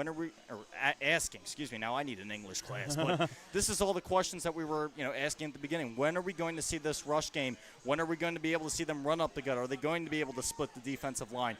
All big-time questions, and they finally were able to prove that. Of course, the second quarter is when that begun, but these were all big questions, a lot of questions that were going on. But main thing is, Overbrook here starting with the ball in the second half. They have a chance, believe it or not, to tie this game up, something we did not think we'd be saying in the first quarter. The momentum is man. The momentum is 100% on Overbrook's side right now. I feel like Pennsville scoring 21 that early. I think they only took 7 minutes to score 21. Yeah. Overbrook had some bad mistakes.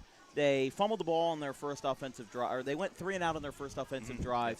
Then the next time when Pennsville scored, they just didn't touch the kickoff return. They treated it like a punt, and that's the mistake. That was the mistake, was where they hovered around the ball like it was a punt, but Pennsville just swooped right in. No pun intended, because they are the Eagles. And then it was 14-0, and then they had one play. Overbrook had one play, and on that one play, they fumbled and turned the ball over. Yeah. They have come so far from that. I give a lot of respect to Frank Wachewski and the Overbrook staff and the Overbrook team as a whole for not giving up, because that could be such an easy thing for a team that's down on their luck after losing by 2 scores to Collingswood last week. This is their first road game of the year. Pine Hill isn't exactly close. It's a little bit closer to home for us, but probably a good 45 minutes to an hour to get down to Pennsville. It's not easy to travel this far and to get yourself into a good situation. Right now, when we talk about how these teams have reacted to the first half, the momentum is easily on Overbrook's side right now. Yes. Yeah, absolutely. And this is, what we saw from Overbrook. Of course, you look at Pensville immediately at the beginning, how they were getting their momentum, and that was rushing off of the edge. We saw quite a lot of that, and that was where looked like Overbrook's weak spot was, but they were able to tighten it up. They were also able to get good pressure, something that we didn't see much from them at all in the first quarter, and that has carried over big time. Now, of course, we saw Overbrook first quarter. Not a lot of help going on, of course. That 3 and out. Then we had the muff punt, of course. We talked about the kick return that just was not touched. Then we had, of course, the fumble again. So every time they got their hands on it, it would just kind of unfortunately fall apart. And what you were saying exactly, the fact that they have stayed in this game after all of that is a great sign of adversity. And Overbrook, like I said, they have the ball going into the second half. They got the punt, but with 45 seconds left and at the 11-yard line, they couldn't do anything. So we'll have 24 minutes to figure it out.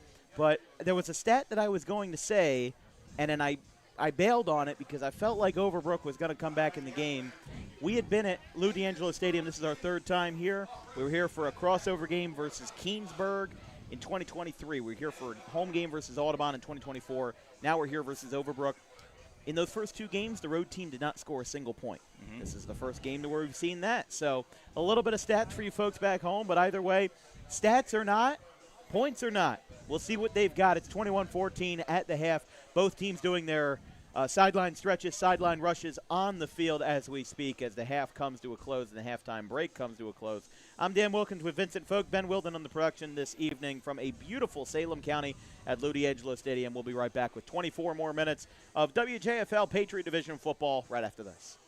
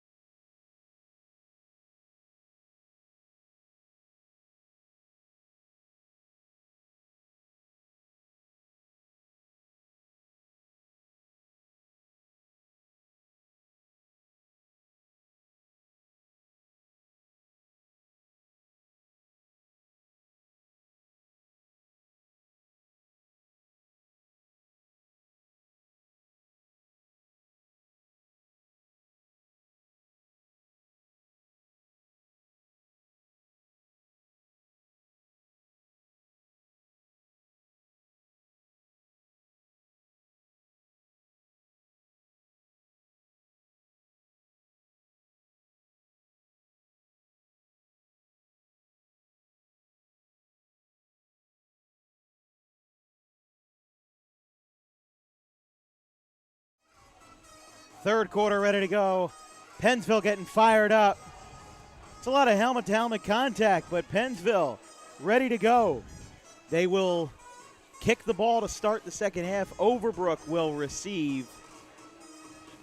I'm really excited for Overbrook to start this first drive of the second half because, again, we've actually never seen them as a – no, we saw them, I believe – no, we've never seen them as a football program. So on DWB, this is a first for them. Eagles in their blue and golds, Overbrook in their road whites. Frank Wilczewski talking with their guys over on the sideline. Again, Overbrook and the Rams, 1-1 this season. They are led by Frank Wilczewski, assisted by James Alber, Marquez DeShields, Tom Dottie, Nick Furlow, Jordan Johnson, Damon Matthews, Steve Mitchell, Jamie Otis, Devontae Parker, and Steve Wall.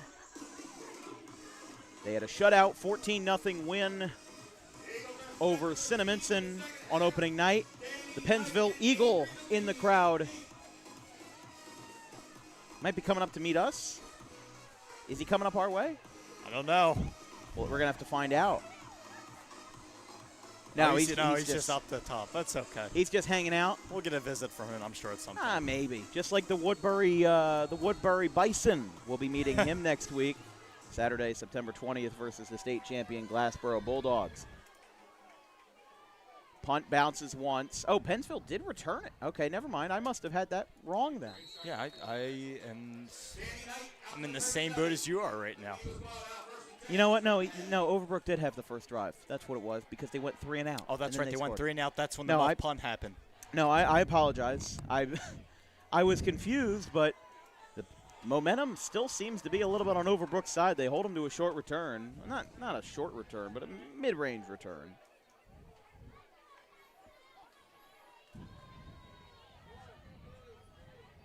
Curious why the Pennsville Eagle is number 56.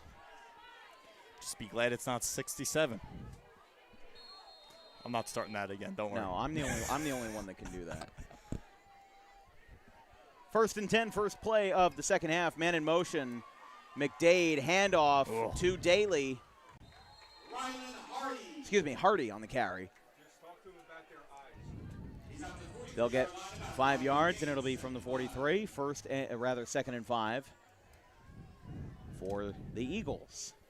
But as we said, Robbie McDade looking to chase a milestone in this game, his 3rd as a senior. Even last year as a junior, he was 8th in the state, 8th in South Jersey for returning quarterbacks. A lean on the carry He will not get far. Oh, they're still going. going. Hold on here. Oh, man. Is he going to get he might get a first down out of this, as there were 22 players, 11 in orange and 11 in blue, that were hodgepodged and congealed together, all of them combined for a first down for Pensville. I mean, man, you want to talk about your offensive line, your big guys on the front line there stepping up to help you out. I mean, that was one of those mobs that just kept on running, and this is something where, again, we got to bring attention to the Pensville run game. Of course, everyone's talking about McDade possibly getting his big milestone tonight at 3,000. Well, the run game has been contributing many different running backs, and here we go again. Another handoff will get snuffed at the line of scrimmage.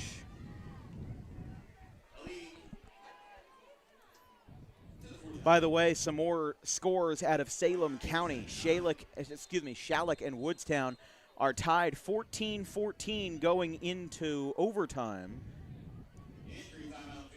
We have an injury timeout for a Pensville player. We were talking about Bergen Catholic and Winslow. That was the game that pretty much everybody had their eyes set on. It was 35-0 Bergen Catholic at half. The final was 41-13 Crusaders. A battle between the number 1 and number 4 teams in the state. Ended up really falling flat there. But Cherry Hill East leads Triton 28-14 with 2 minutes left in regulation. Like we said, for more folks that like WJFL Patriot Division games, we will be at Bordentown Audubon tomorrow morning. Now, both Overbrook and Pennsville play Audubon at one point or another in the regular season, and, of course, Audubon being my alma mater. That'll be an 11 a.m. kickoff from Bendorf-Narducci Memorial Field in Audubon. So stay tuned on Dan Wilkins Broadcasting for next week. On Tuesday, September 16th, we've got a matchup in the Garden State Athletic Conference between two juggernauts in men's soccer, between the Middlesex Colts and the RCSJ Gloucester Roadrunners. And then we'll be back in action for boys soccer in the Colonial and the Tri-County Conference. It's the Audubon Green Wave and the Pittman Panthers, Monday, September 15th from Alcyon Park, 4 p.m. start time. And then for football next week, Thursday the 18th, we travel to Triton to Runnymede for a battle that we saw last year, a rematch between ACIT and Triton. More big school football on Friday night between Delsey and Kingsway. And then Saturday, we start our first of 4 contracted games with Woodbury between the Glassboro. Oh, that's the left guard jumping that time. Dirty laundry all over the field. We've got a false start. That was jumped by number 61, the left tackle, Jacob Hand. Left guard.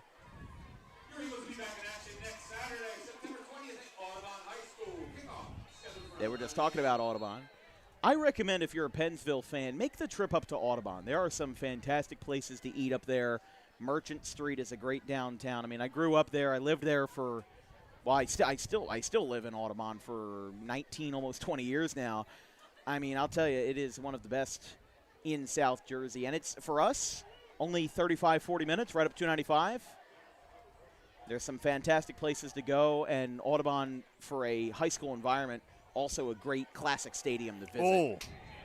That was a big stop that time. Robbie McDade gets taken down by number 51, Jayon Presley. We've been calling his name a lot tonight on the Rams side. And again, the false start knocked him back to 2nd and long, and now this drive that gets stopped at the line of scrimmage makes it 3rd and 15. What did I say at halftime about, even though, I mean, I didn't say it specifically because I was misguided about the ball possession, but Overbrook has momentum here. It's 3rd and 15. You're at the 45, your own 45 right now. If Overbrook can make the stop, even hold them within 10 yards this time, as long as they don't get a first down on this play or the next, you punt, and Overbrook could have a very good return to try to tie this game up at 21 apiece. 3rd and 15. They send a man in motion. They fake the pitch again to nobody behind him. McDade downfield for 3,000. Incomplete. Oh, man, oh, man. That probably would have been the play to do it if he got it, but it's incomplete in double coverage, intended for number 16, or rather number 6, Jacob Kamani. It was broken up by number 9, A.J. Powell. Oh. And Man. 4th and 15 as they will bring number 5, the special teams unit, on the field with punter Hayden Sherman. Man, just unfortunate to see. I mean, you saw McDade. He had it was a little bit underthrown, but it was still looked like it had a chance to be in the breadbasket right there. But unfortunately, just couldn't get the pass down. This place was about ready to explode, too, as well. Very unfortunate. Not just with the punt. milestone, but with, that's going to be a high punt. Ooh. It's going to be out of bounds at the 41.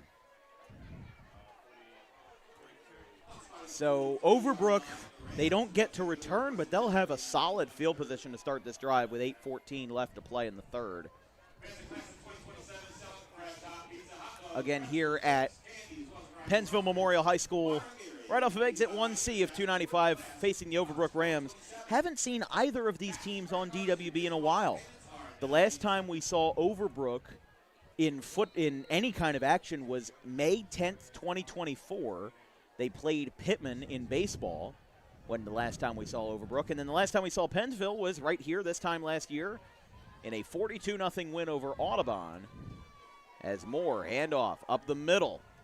Right side, he'll get about 5 yards. Looked like the tackle was made by McDade. Oh, McDade's having some trouble. Ooh. Well, I mean, it looks like it's a cramp again. You're hoping he can get up because, they'll call the injury timeout, which, again, regardless, means that he has to sit for one play, which, again, that's kind of how important Robbie McDade is for this Group 1 franchise because he is a key offensive player, of course, being the quarterback, but he's a key defensive player as well.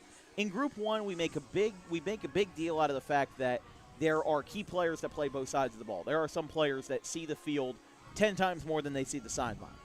But in this case, a lot of times quarterbacks are exempt from that.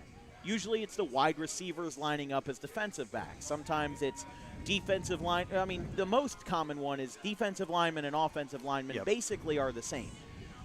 And that's more or less what it means to be a versatile player. But, again, you see wide receivers lining up as DBs. You see running backs lining up as DBs sometimes. You see safeties lining up as running backs. There's a million different combinations you can go with.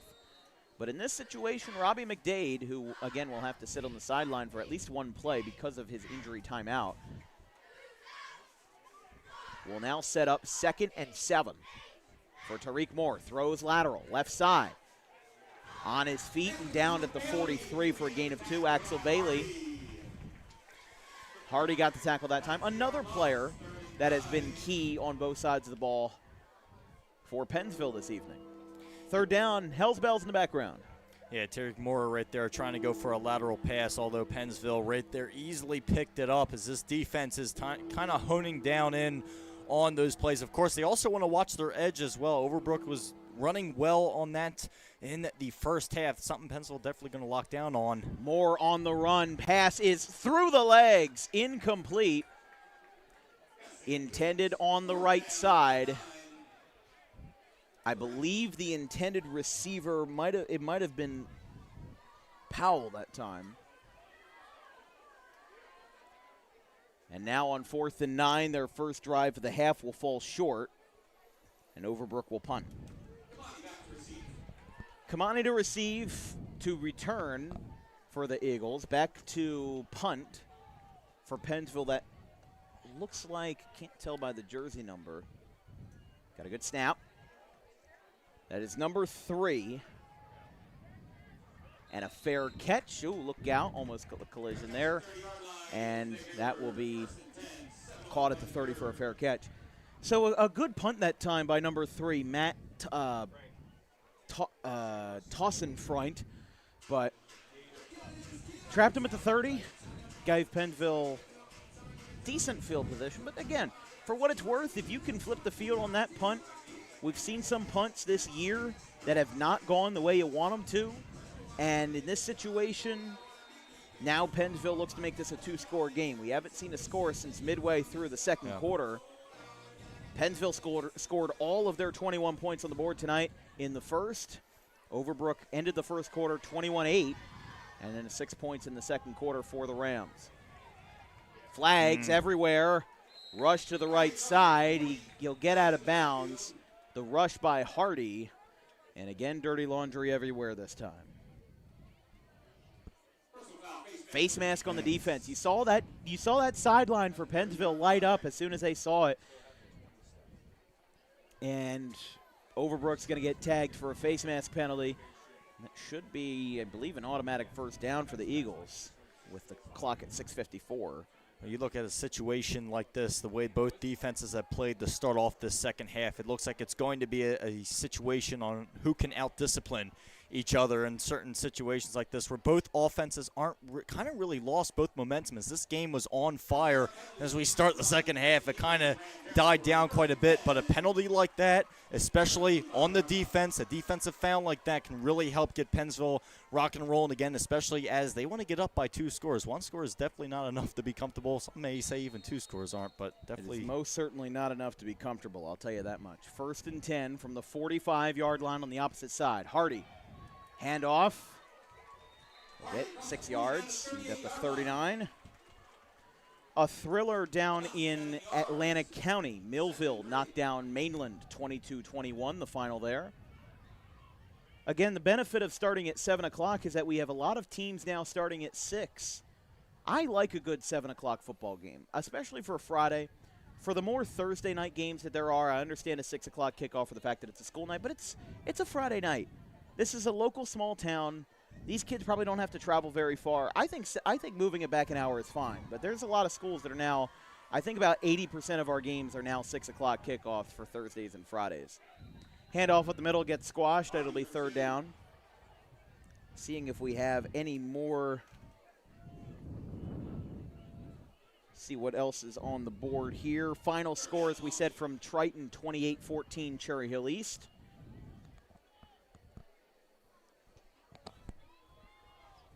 And then more Salem County action. They are going to a 3rd overtime in Woodstown. It's 27-27. Wow. It was 14-14.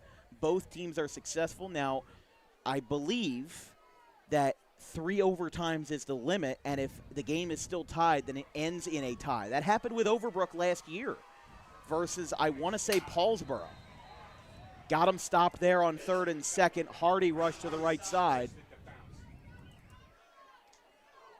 I think they lost a yard that time because they're back at the 42, and that's going to be 4th and 4. And now the psyche is switched up for Pensville as they now, again, got stopped on 3rd down. They're keeping the offense on the field for 4th. But, yeah, Overbrook last year had, I believe, a tie versus Paulsboro because the limit is 3 overtimes. It was 42-42. And then now we're seeing a similar thing over in Woodstown, 27-27. They're going to 3rd overtime over down there in Salem County. 4th and 4 from the 38. Big stop opportunity for Pensville. McDade rushes back to the left. He scrambles out of the pocket. He pump faked 3 times. Oh, and it's incomplete. Oh, man. Oh, a heartbreaker for number 32. Excuse me, Perry Moranti was the intended receiver. They tried to get his man downfield about 10 yards ahead. He had a good play. McDade had so much time scrambling to his left. Could have built a fortress out there with that offensive line holding up so well for Pensville. And that's just a very unfortunate incompletion that time. Yeah, unfortunately, we have seen it a couple of times tonight where some good passes by McDade, unfortunately, where this crowd was about ready to jump to their feet as he got closer to the 3,000-yard milestone, passing yard milestone, fortunately for another drop. So now back to Overbrook for possible momentum. Moore in the shotgun. He's going to take it himself on a fake handoff. He jukes a move to the left side. He gets up to the 45-yard line for a gain of 7. And we're going to have, oh, that's another man down. His helmet's off. That's one of the linemen that there's 2 players down that time, actually. Oh, man, oh, man. McDade and number 52, Dante Cummings. Both of them are down.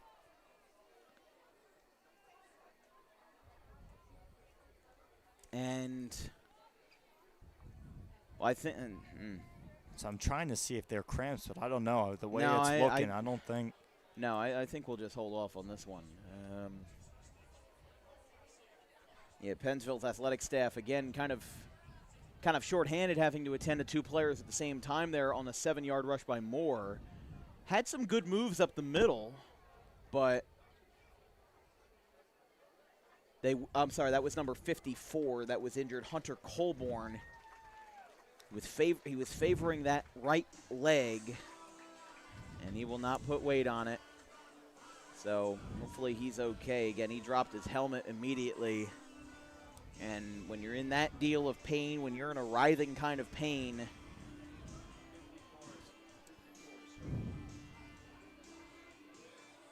so they're helping him off the field. He is putting weight on both legs.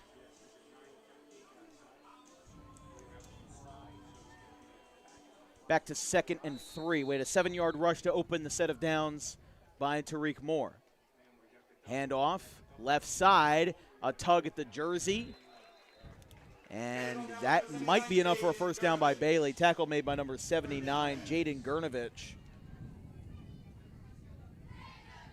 They're going to say this one's short. Gain of 2 that time by Bailey on the left side. But again, slowly but surely.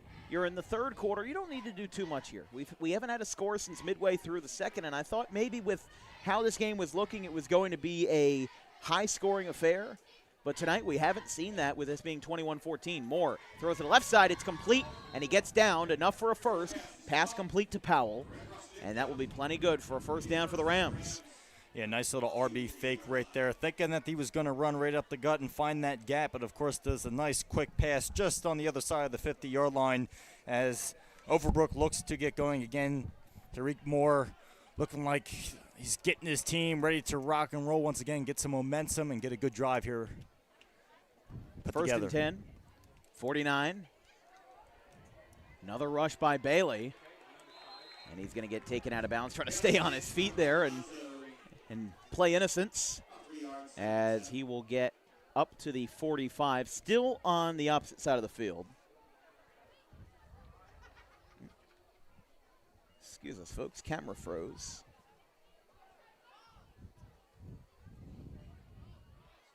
There we go. Don't know what happened there. Sorry about that. Things happen on DWB. Here's Moore. Takes it himself. Again, the 5'6" quarterback. Oh, he threw it. That was very close to the line of scrimmage. That referee was watching it quickly. Ooh, man, oh, man. This could be a illegal pass ahead of the line of scrimmage. I think he broke it. I think he did release that ball. No, they're going to call a hold on the offense. It's still a penalty on Overbrook either way, but I think what you also have to remember is that if you call an illegal pass, your body has to be fully across the line of scrimmage for that to be called. So if you are like standing at your side, if you're a right-handed quarterback and your left shoulder is leaning over, that's different. But in that case, they said that he did not break the plane, and therefore the hold is what will stand. Although I think that the hold being the more severe, that would be a difference anyway. They're going to knock them back to the 45 on the opposite side of the field. But, again, I can't count out Overbrook here because every time that they've had – every time where I've said, man, they're out of this drive now, they come back and get something going here. Either it's Bailey or Moore that are just really being the catalysts for Overbrook tonight and really being the mold builders of what is going to be a very good program and a hard program to beat this year if Overbrook can play their cards right. Again, they've run into a couple penalties tonight. Not too much you can control there, but their penalty rate hasn't really been that egregious. It's just been at very inopportune times. A rush up the middle that time. Didn't get too far. I mean, it's 2nd and 17. Rushing that time. Again, just not getting too far. Yeah, right now, of course, trying to rush it up the gut. Of course, 2nd and 17. You pick up 2 yards. You're at 3rd and 15 at this time. And a certain situation like this, of course, I could see some people possibly saying run a screen. But the way your passing has been going tonight, I think you have a good opportunity. They're trying to hard count. Moore snaps. Oh, that broke really quickly. That left tackle didn't hold up. Now here's Moore. Oh, Moore, man. He might have enough on 3rd and 15. They are going to move the chains for an Overbrook first down. Fantastic rush by Tyreek Moore, who ends up, again, proving me wrong. And I don't know what to say. I mean, this guy is one of the most mobile quarterbacks I've seen play in a long time. On the roster, he's listed as 5'6", 175 pounds. Meanwhile, his lead running back, 5'11", 195 pounds. His running back is 5 inches taller than the quarterback. Meanwhile, Tariq Moore basically acting like an RB1 tonight. Bailey, carry. And we were talking about Tyreek Excuse me, Moore. no, that was number 10, Rashawn Jones on the carry. Yeah, we were talking about Tyreek Moore. I mean, his ability, the mobility back there in the pocket. Of course, he saw when things were collapsing, it was time to take off. And this is a situation where most QBs probably would have folded and probably would have put themselves in more trouble by running further into the backfield. But this was a situation he saw what was happening. He read what was in front of him, saw the gaps provided, and took it to Pensville. And no other way to put it. Definitely great way. They're in a great position here now in the 2nd and 9. We'll see what they can do. 2nd down, 9 yards to go from the 36-yard line. Here is Moore. Again, just another direct snap right to the quarterback. I mean, you might as well be running out of the Wildcat position with how much Moore has ran the ball tonight and how fluid that offense has been. They get it up to the 29, and it is enough, the 26, enough for another first down for the Rams. I'm really excited to watch this Overbrook team play because they have been red hot ever since something about going down 21-0 just sparked a fire. They scored 8 points, 21-yard rush to the house by their quarterback, Tariq Moore. Now looking to tie this game up. They're 25 yards away from doing that. We got a rush up the middle. Not too far that time. There's 30 seconds left in the third, so probably will be the last play of the quarter before they flip the field, and they'll have one more drive, one more chance to start the fourth. Although they're going quick here. They're going no huddle. 2nd and 7. Overbrook has been running pretty up-tempo this drive. Moore, pass, right side, finds the flat. It's going to be short of a first. It is complete. They're going to be short by about a yard as that pass was picked up by number 8, Jaden Waters, I believe was the one who picked that one up. Clock hits 0, and here at Lou D'Angelo Stadium, this is going to be a fun last 12 minutes. You won't want to miss it. It's 21-14 with Overbrook inside the red zone to start the fourth quarter.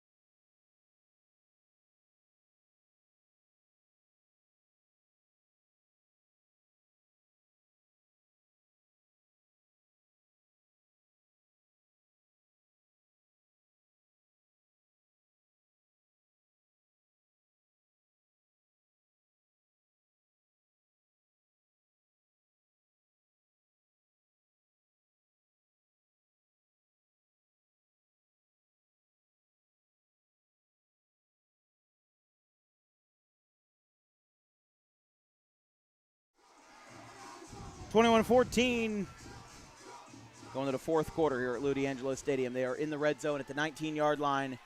This is going to be setting up for a cinematic finish with Overbrook 19 yards away from tying this game.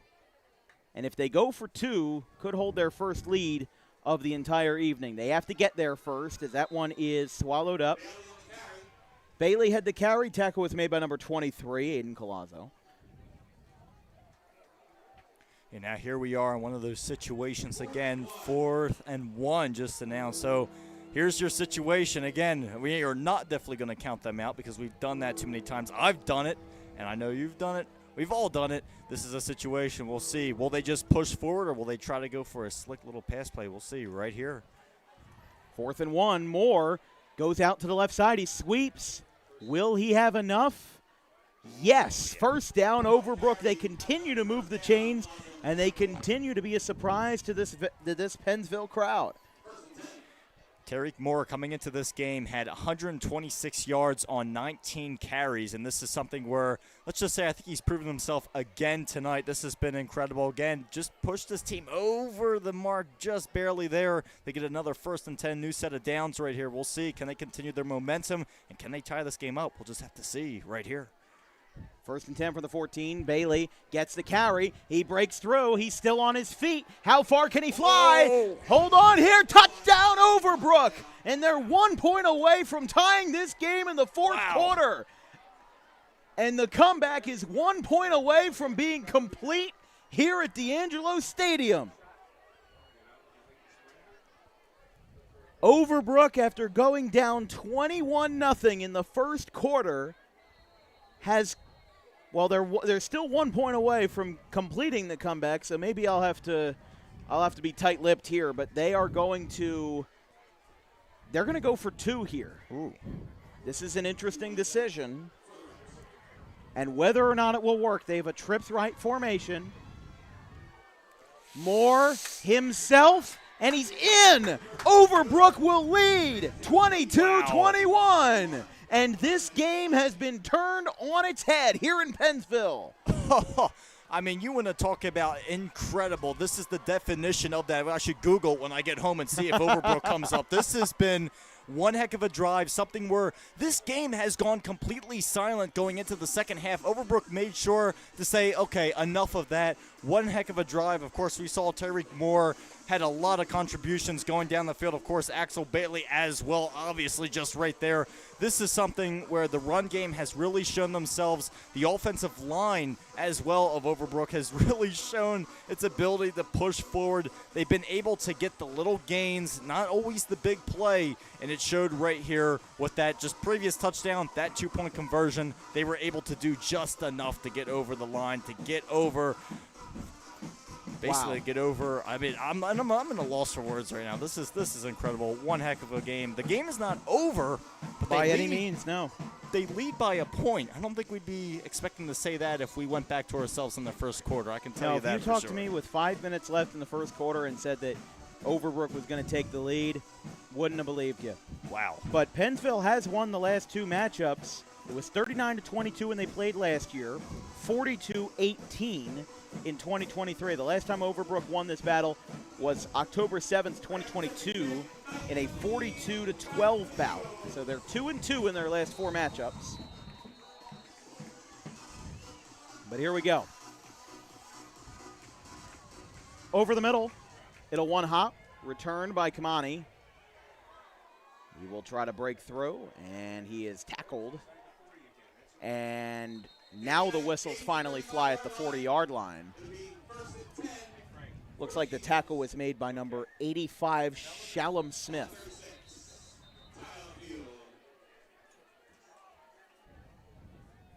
We have a timeout called for an injured player.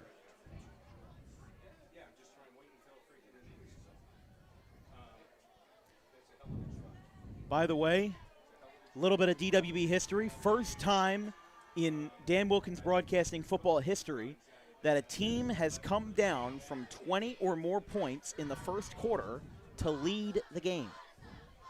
So there you go. I mean, listen, it's been a roller coaster night, but Pensville, their backs are against the wall because if they lose tonight, 0-3 is well on the horizon, and it is hard to come back from 0-3 to get a playoff spot.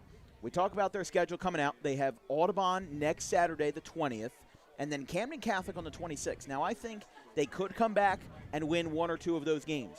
They have the Battle at the Boot versus Pennsgrove on Friday, October 3rd. That's going to be at Pennsgrove. And then Paulsboro, Lawrence, and Collingswood to close out the season. And again, they've failed to be shut out in any of their games so far this year. They lost 44-20 to Gloucester, 42-7 to West Deptford, but the biggest thing is that they've given up a lot of points. 20 points isn't a bad amount to score in a high school football game, but when you've given up a grand total of 86 points in your first 2 games, 86 plus 22, you got to be close to 100 there. You think about the fact that Pennsville's given up a lot this year, and it's not that their defense is not bad at all, but they just seem to give up these big drives and take a lot of the air out of the stadium in situations like that. Pensville has the ball. They returned it to the 35. And they've got 10 minutes and 47 seconds to get into the end zone. And I'm sure that they'll have more time than that with timeouts and everything like that. McDade, here comes the rush. Left side, gets a couple of blocks, and he is down at the 45-yard line. Got a gain of 9 on a name we haven't called. His first rush of the night for Lucas Thomas is enough for 8. He's at the 44. And the Eagles are now on the doorstep of a first down in just one play. Well, here we go. Pensville looking to respond. Of course, up by a huge margin, up by more than 15 at one point in this game. And unfortunately now for them, Overbrook was able to find their way. Very aggressive with that two-pointer. But here we go. Good field position again right here. 2nd and 2. And this is an opportunity right here to kind of turn the tables again. We've seen it happen multiple times during this game. Here's their opportunity. Keeper, McDade. They are right around that first down picket. Let's see where it is. And first down, Eagles. They ask for the chains to be moved, and that's another big gain. It's not a big gain overall. It's only a gain of 2, but as long as it was enough to move the chains, that is what matters. And Pensville hanging on here, trying to, again, as crazy as this is to say, I'm not going too aggressive here. I would go rush, pass if the first 2 do not succeed. Because, the reason why I say that is because you have 9 minutes now, 9.5 just about.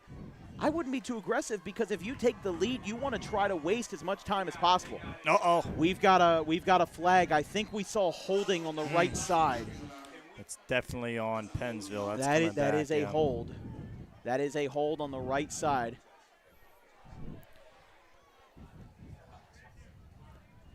That was a hold on the right side against Pensville. Yeah, but definitely, again, Pensville was looking to go to that edge there on Overbrook. They got it, of course. Reason they got it was because of the hold. If you saw to that far side, you could kind of see one of the defensive linemen from Overbrook kind of fighting for his life.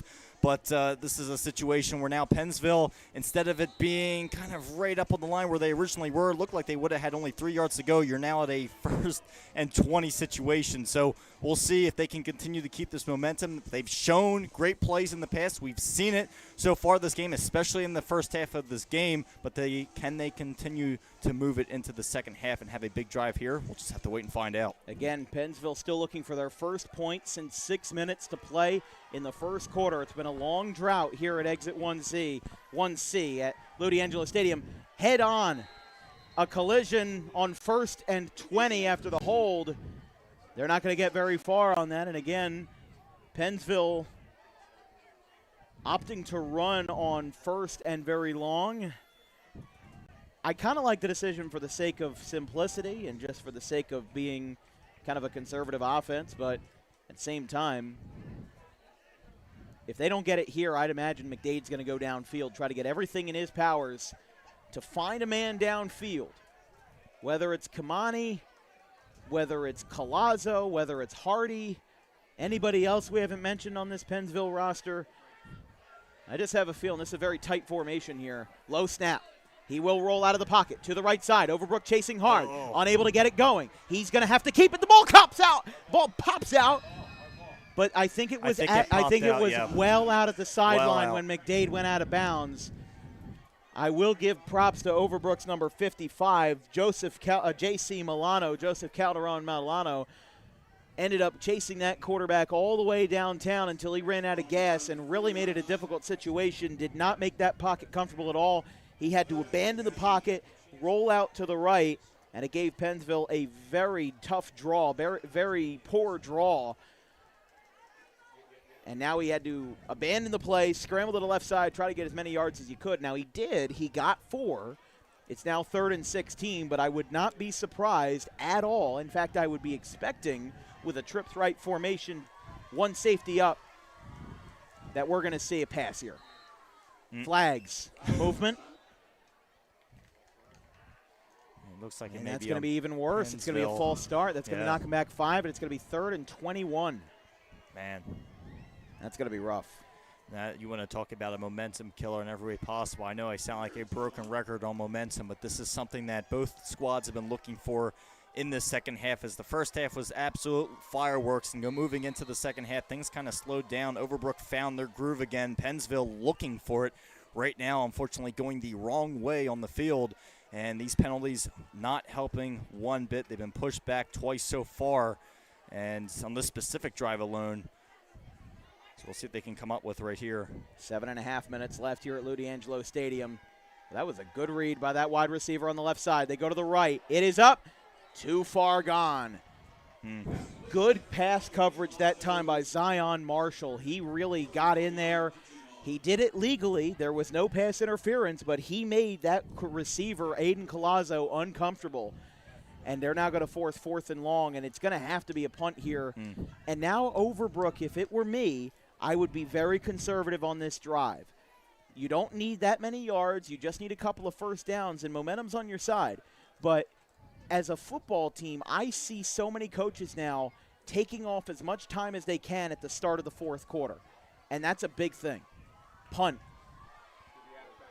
By Sherman, it will scramble out of bounds around in between the 30 and the 35. So here's your outlook. Here's the situation. 7:17 to play. It's a 22-21 game. And Pensville right now got to be feeling a little bit scared because you were up 21-0. This crowd was on its feet. The band was playing on. The cheerleaders were cheering on. Now, 2 of those things are true. The band is still playing on, and the cheerleaders are still playing on. But the crowd's a little bit out of it right now because of what Overbrook did. And that is how you instill fear as a football team. If you're Frank Wilczewski, you just instilled fear into a lot of these Pensville fans because you came back from down 21 in a game that looked like it was over by the time it started, and you're up by 1 point because of a 2-point conversion. Special teams ruling the day today. That's another thing I should note. It's 22-21 because of two-point conversions. That could be the difference tonight. We could have been going to overtime, 21-all, but Overbrook made their first in their, kind of scramble to come back because when you're down 21, your first instinct is go for 2, try to shave as many points off the board as you can. But they made it 21-8, and then they missed their second PAT, so it was 21-14. Then they made their third, and now it's 22-21, and this could be a Haddonfield-Woodbury situation from last year where an extra point makes all the difference. Handoff up the middle. Scrambled at the line of scrimmage. It'll be 3rd down. And Pensville needing a huge stop here because it's 3rd and 5. You're at the 46.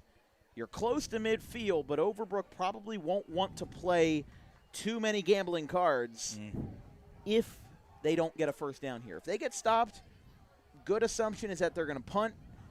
And then, what I would believe is that, I don't know. I'm kind of losing my train of thought because if Overbrook gets stopped here, they'll have to punt, and that door is going to be wide open for Pensville again. Moore. Oh, he got stopped. Pensville, they had that gap open, but they closed it on the right side. Tackle made by Safair Williams, number 71. And now Overbrook will try to punt away again. You also have to remember that Pensville has all 3 timeouts. In fact, both teams have all of their timeouts remaining. Here comes the Overbrook special teams. Back to return is number 6, Jacob Kimani. Back to punt, Matt Tossenfreud. Tossenfreud pops it up. It will bounce twice. And a good pin by Tossenfreud that time. 5:06 on the board. We'll stay right here as it's 22-21. Man, this game has been such a rocky roller coaster. I'm loving it, though. Last night was a DWB Classic with Highland and Pensauken. Nazir Negron, the last 41 yards were all his. Back-to-back QB rushes to score. The final score was 22-16. I keep telling myself we might have a very, very fun weekend from yesterday to tonight all the way into next weekend with Bordentown and Audubon. And I'll tell you this, there's a reason why we cover games like this. Pennsville's 0-2. If they lose tonight, they're 0-3. Even if Overbrook wins, they're going to be 2-1, and they've got a tough schedule ahead. Bergen Catholic and Winslow, 41-13. I don't care how good those programs are. I don't get a lot of joy out of watching a 41-13 game. Yeah. I like Bergen Catholic. I like Winslow. If they called my number, I would immediately be there and call a game. But those two together, the game didn't work out. Yeah. I don't care who it is that's playing. I don't care if your team is 0-8 versus 0-8. If it's a close game, I'm going to like it. Yeah. It doesn't have to be a high-scoring 50-49 affair. All it has to be is a close game where right now we're standing here with 4.5 minutes left in regulation, not knowing who is going to win this game. Barreling up the middle on 2nd and 2. They had an 8-yard gain up to the 28 on that first play after Overbrook's punter trapped them at the 20. But if you're Overbrook, I mean, listen, they have only tried 2-point attempts today. They have not gone to the kicker at any point. I don't know if that's something they do all the time, but they've only attempted 2-point conversions, and right now that philosophy could win them the game if Pennsville doesn't get there. Offensive line collapses on the screen, and they stop Hardy at the line of scrimmage. Tackle was made, it looked like, by Robinson. That's a loss of 2, 2nd and 12. Robinson reading that play perfectly. Of course, stopping their top rusher, Pennsville's top rusher as well, was able to read it perfectly. No other word to describe it, and this is something where for Overbrook, your defense has to step up in this situation. You got 3.5 minutes remaining in the game. You're up by 1. You got to bury Pensville right here, right now. Throw to the flat. It is caught. That was Danny Knight that time. Again, even in a 1-point game, Pensville mixing it up with their receivers. We saw Lucas Thomas get a catch. We saw Jacob Kamani get some action in the second half. And then, of course, Danny Knight, the junior wide receiver, getting the reception that time. 3rd and 9. McDade. He tried to find a gap in the offensive line. The line was closed, and it's incomplete. On the right side, the intended receiver was Kimani, and it's now 4th and 9. Pennsville's got to stay on the field here. There's 3 minutes left. Oh, no option, yeah. Absolutely. I mean, you have 3 timeouts, but they might have to be used defending Overbrook. They might have to be used if they don't get if they get a turnover here. All 3 of those timeouts have to be used on, getting the Rams out of time. So an incomplete to the right side. Kamani, again, the intended receiver. Sherman is coming out. They are going to punt. Wow. I mean, I see the vision if they're thinking that they're going to stop Overbrook on 1 first down. But if they keep the combination of Bailey. Oh, he's in trouble. We have flags down. Sherman got tackled just in front of the 10-yard line. Flags came in as he was attempting. The punt ended up not going anywhere. It's looking like it's going to be on Overbrook from what I can see, but again, I can't confirm. We'll see here. Would it be a roughing the punter situation? It is. Oh, face mask. Face mask is the call. That would be an automatic first then, right? It is not an automatic first down. Okay.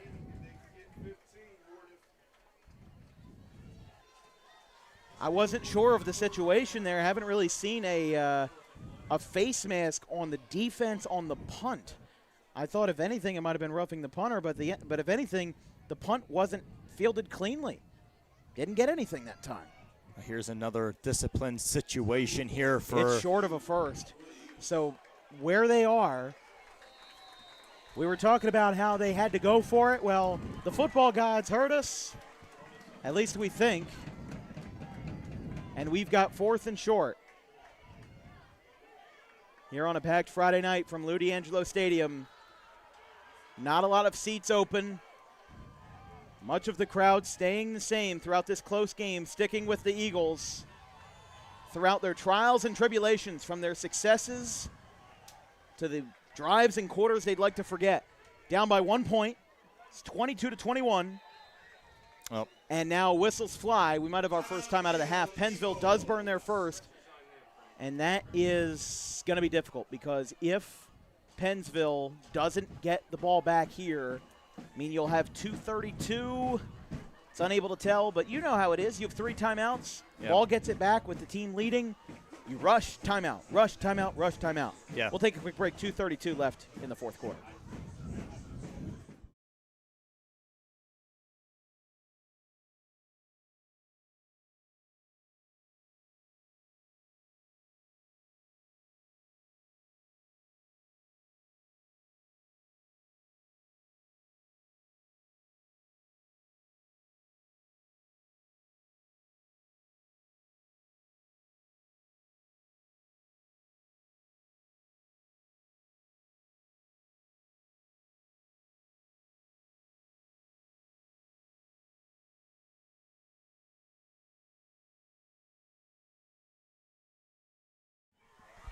Fourth and 2 from the 38.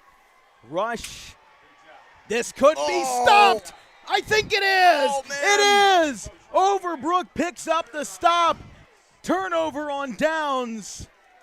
And the visitors look like they are 2 minutes away from a stunner in Salem County. Wow. I mean, just absolute, dominance from that Overbrook defensive line, not giving any thought available for Pensville, just really clogging up every hole necessary, being able to be dominant in the backfield once again. Now, of course, here's that situation again for Pensville. What you got to hope for is you got to hope for a stop. You got to hope your defensive line can stand up big right here. Your defense entirely, your secondary, this is a moment where you got to hold them. You have to, because we know in high school, especially as well with Overbrook, that their kicking is not there. So if you stop them back at the 20-yard line, they're going to have to go for it. You're going to have to stand strong. They only have 2 strong. timeouts. Moore is going to get a keeper here on his feet. And Pensville's not calling a timeout? Wow. I think they might be saving it. Burn off 40 seconds now. Because if you burn off 40 seconds now, you'll have the ball snapped with about a minute left. And then you can burn timeouts 2 and 3. But they only got 1 yard on the play. Moore was on the carry. And now, again, with Overbrook trying to burn off as much time as they can, the band plays on trips right formation here. Rush to Bailey. Out of bounds. They're going to get out of bounds. Wow. They got out of bounds. That just spared Pensville big time. Yeah. That spared them from a timeout because Bailey ran it out of bounds. And instead of burning off or at least forcing a timeout, Pensville got a gimme there. I would doubt that's intentional. But again, if you're Pensville, as a defensive front, you're trying to get that rusher to the sideline. You're trying to get him out of play. And in that case, it just so happened to be that Overbrook's efforts were unsuccessful, and now it looks like Overbrook may only force Pensville to use 1 timeout. Now on 3rd and 7. We'll see if they pass. Moore, another keeper. Same of the same verse. He is short at the 30, This is where I would and use that's it. where Pensville calls it. Pretty much typical wisdom there. And that is where things become very important because Pensville saves a timeout. They save a timeout with the fact that they now have 1 remaining because on that play aforementioned, the play before, they went out of bounds. Exactly. I doubt that was intentional because, again, when you're in a situation like that, you have to be thinking up the middle, up the middle, up the middle. You can use the field to your advantage because Tariq Moore has done that pretty much all night. But when I'm thinking about what's important as a team, I have to be thinking, listen, you got to stay in bounds no matter what. You might be pushing to stay in bounds because that will make the clock run, and Pensville would have to use their second timeout, and in this case, their final timeout. Now this situation gets a whole lot more complicated if you are both the Rams and or the Eagles. Yeah, man. I mean, Dan, you said it. This is a situation where you got to keep it in bounds, and even you'll see players sometimes go down intentionally. If they look like they're going out of bounds, they will absolutely sit down on the field. And if you're Pensville, you know if there's an Overbrook player near the sidelines, you're going to shove them, try to do anything you can to get them out. We'll see what happens coming up here. 4th and 5 from the 30. Moore, handoff to Bailey. It is snuffed at the line of scrimmage. The clock stops with 54 seconds left. Wow. And Pensville, your time is now under a minute. We'll see where they spot this.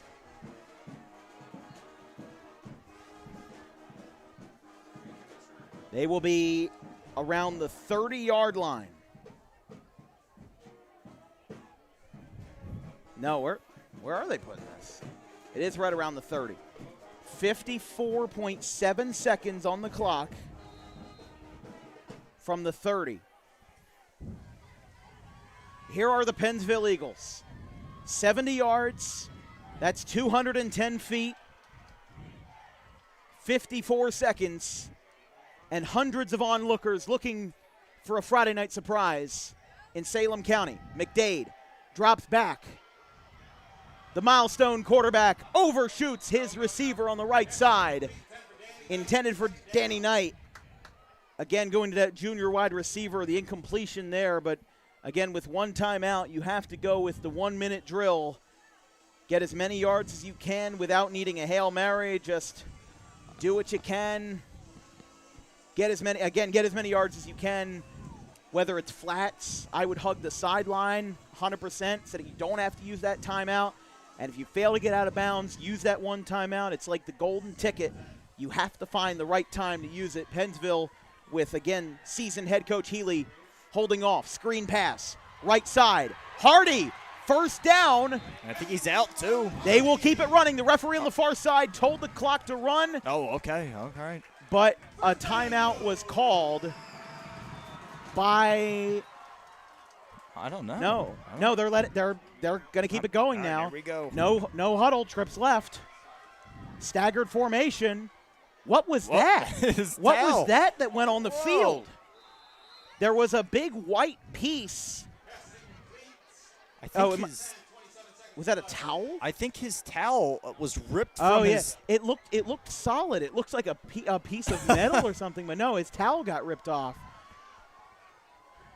The things you see. I couldn't tell that was a towel. Incompletion. 2nd and 10, 27 seconds left. They got a first down. Now another chance for the Eagles from the 40. 2 safeties up. Ball is botched. He's not going to be able to get there. He is down. He is sacked, but a late flag comes in after the whistles. We have a late flag after the whistle.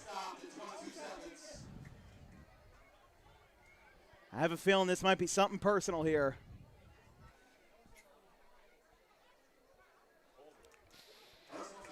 Personal foul on Overbrook after the play.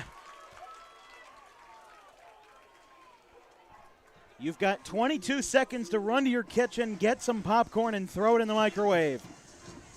Because we have, again, a personal foul. We have to see where this ball is spotted. Because that might be a massive break for the Eagles. Sorry about that, our camera froze again. They are lined up 2nd and 4 from the 48-yard line, right hash. Here we go. Robbie McDade looking to be the hero on Friday night. It's caught by Rylan Hardy. He's got room. He's in the center of the field. He is down at the 35, and that is where Pensville will call the timeout. It's time for a Hail Mary, and miracles may be needed for McDade.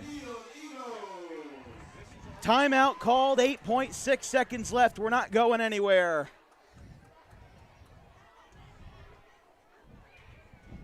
Unbelievable stuff here. I mean, this is something where every time we went from thinking every time Overbrook was out of it. Well, now it's kind of gone for every time we think Pensville is out of it on this final drive, they find a way to get back in the game. I mean, Overbrook, yeah, they kind of helped them out that drive prior to this, where unfortunately not staying in bounds. They didn't necessarily wind a lot of time off the clock, which was strange for them because drives usually for Overbrook this game, they have been time-consuming drives. We didn't see that when it most mattered, and now Pensville has a great opportunity right here. Of course, the holding call that happened with 22 seconds remaining, which really helped bring them down the field again. When we thought Overbrook had them right where they wanted to, they unfortunately, again, the discipline got to him once again. For now looking at Pensville, 8 seconds remaining. Hardy, 35-yard line. This is going to be interesting. Get ready, folks. 8.6 seconds left. McDade getting everybody set. 2 wide receivers on each side. For it all. Deep.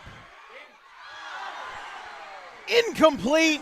They have 2.2 seconds left. You felt this stadium come to its feet and then come to its knees. And limping after the intended receiver was Danny Knight. Several fans, including those over in the nest, are standing, and for good reason, as Danny Knight went down on the sideline after the play was over. Overbrook calls a timeout. There's 2.2 seconds on the clock. I can't remember the last time that we had a game come down to something like this. I mean, last night, yes, Highland Pennsauken. That was close, but I mean, here's my issue. Here's my thing. Last night, it came down to those sacks. Yeah. Highland was at their own 30. They would have needed a miracle and then some to get into the end zone and win the game. Here, McDade's in striking distance. He's had several touchdowns in his career of 40 or more yards. And this is the game that could be remembered for a long time by the home crowd if Robbie McDade goes 35 yards. Here we go. Trips right. Hold your breath, folks. Comes down to this. McDade. Ready. Fires right side. Incomplete, and Overbrook will hang on. Stunner in Pennsville. Comeback victory, 21-0 in the first quarter. And it ends with the visitors silencing Pennsville 22-21. 2 Hail Mary attempts by Robbie McDade, the senior quarterback, on a night where he most likely hit 3,000 career passing yards. The milestone is achieved, the sentiment is spoiled, and the Overbrook Rams pick up their second win of the season in a thrilling comeback where Overbrook went down 3 scores, and I cannot believe I'm saying this, they never looked back for a 1-point victory decided by a 2-point conversion in the fourth quarter. Dad, I mean, you said it 100%. No other way to put it. This is something where at the first quarter, specifically the first half in general, we thought Overbrook was going to be shipped down to the middle school leagues, but this is something where they came back with fashion. It was 21-0. Yes, 21-0 in the specific time, the first half, I should say, going into halftime, we thought that this was going to be completely over. I mean, yes, Overbrook was starting to come back. They put 14, next thing you know, up on the board. But then you look at it overall, they never gave up. They never quit. This was something where their rush game came down to it and were able to show up. Axel Bailey, Tariq Moore, who in my opinion is definitely, he is my player of the game anyway. The way he was able to carry his team down the field, yes, it was between the running game and between the running backs, between himself, but he was able to pass when needed to. He was able to use his legs when needed to, and they were just able to force it down when necessary. They capitalized. That was the main thing. They never looked back, of course. They never let Pensville get another point in that second half. And, yes, that 2-point conversion, like we were saying, Dan, was everything. That was the decider during this game. The grittiness, everything, the aggressiveness. That's why they were on here. What a comeback. What a victory. Yeah, I was going to say, listen, Overbrook is not that kind of team that was in my book as being one that could come back from 21-0 and make a stunner out of this one, and that's what they just did. 22-21. I can't help but think, as somebody who loves to watch special teams, this game was won by the special teams. Now, I say that, but this game was also won by Tariq Moore because there was no real special teams. You have a punter, but they never kicked. Yep. They had 3 two-point conversions every time. So, excuse us for 1 second. But, Overbrook came into this game, and it looked like they were going to be good, went out 3 and out on the first drive, gave up an easy score, and then the thing that just keeps replaying over and over my head is that muffed kick return. Yep. They treated it like a punt. I cannot stress that enough. They treated it like a punt. They just surrounded the ball, didn't touch it, and who comes swooping in? The Pennsville Eagles, and they go up 14-0. And then another one fumble, one play, turnover, score, 21-0. And at that point, if you told me that Pennsville would not score another point for the rest of the night, I would have called you crazy.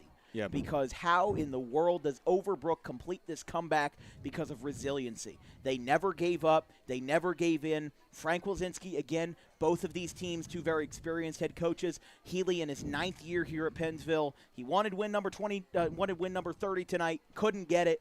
But either way, Overbrook stunned all of us. They stunned the home crowd.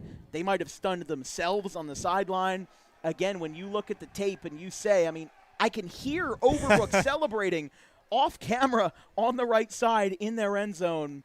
This game was a thriller from start to finish, and I cannot believe that it went down to the final play because it was fantastic. Yeah, fantastic is the best word to describe it. This was something where, like I was saying, we thought at the beginning of the game, the way they looked, we thought they were going to be shipped to the middle school leagues. Yeah. This was something where, special teams, that was kind of the issue for Overbrook. Of course, they had that 3 and out, and then, of course, the muff punt happened. You gave Pensville great field advantage right there. They were set up basically within the 30-yard line, and the next thing you know, of course, once again, you had that kickoff where they treated it like a punt. And then, again, of course, Tariq Moore, although I said he was one player of the game, that first half was not great, specifically that first quarter. He had, of course, the fumble. So it seemed like everything that possibly could have gone wrong for Overbrook was going wrong. But then it was that situation, that it was definitely discussed in that locker room in halftime. Calm down, guys. Let's go back to square one. We're eating away at this lead slowly but surely. Of course, it was not 21-0 going into the half. So this was that situation where, okay, let's calm down. Let's get our grit back about us again, and let's go out there and really take it to them. And they did. They didn't let them score another point. This was, one heck of a comeback. The grittiness to go for that 2-point conversion, because otherwise we would have probably been going to overtime right now. We would have still been here ready to go for some more football. So either that or a game. Or either that or Pensville would have won 21-20 if that 2-point conversion well, failed. That's a good one too. Yeah. You assume that with their 3 conversion attempts that they would not have tried to kick, but it was 21-20. And then what happens if that fails? Yeah. 21-20. That's the final. If you go directly off of the facts, it would have been 21-20, but that 2-point conversion in the fourth quarter changed everything. They went for it. They went for the gold, and they took the lead, and they held on with 2 very close Hail Mary attempts from the 35-yard line by Robbie McDade, but it couldn't go, and that's where it goes. So Overbrook improves to 2-1. They've had wins over Cinnamons and now Pensville this year. First of all, also getting their first DWB win. They were 0-3 going into this. So if that's something you care about, that's I'm sure our local fans. I'm sure there's somebody who, besides me, who keeps that in their record book. But other than that, though, Tariq Moore, our player of the game, just what a night he had. He, again, last year was their leading passer, obviously as the starting quarterback with over 1,000 passing yards, but also had 800 rushing yards. We saw that mobility out of him, a 5'6", 165-pound quarterback, able to just bring it to the house, bring the house down, direct snap right to him. It was basically like half of their plays were out of the Wildcat formation. Yeah. That's basically what it was. So I give a lot of props to him. It was a great showcase tonight, and Overbrook comes away with the win. So that'll be all for us tonight on Dan Wilkins Broadcasting. We'll be back at 11 a.m. tomorrow for another hometown matchup. It's the Bordentown Scotties and the Audubon Green Wave at 11 a.m. from Audubon. From our entire crew, our social media coordinator, Haley Mejia, our graphics crew, Gavin Vanrell, Caleb Lane, and Carson Rosso, my producer off screen, Ben Wilden, Vincent Vogt, my color commentator for the evening. I'm Dan Wilkins. We'll see you tomorrow morning from Audubon. 22-21, the final in favor of Overbrook. They win this one in a thrilling fashion on this Friday night. Have a good one, folks.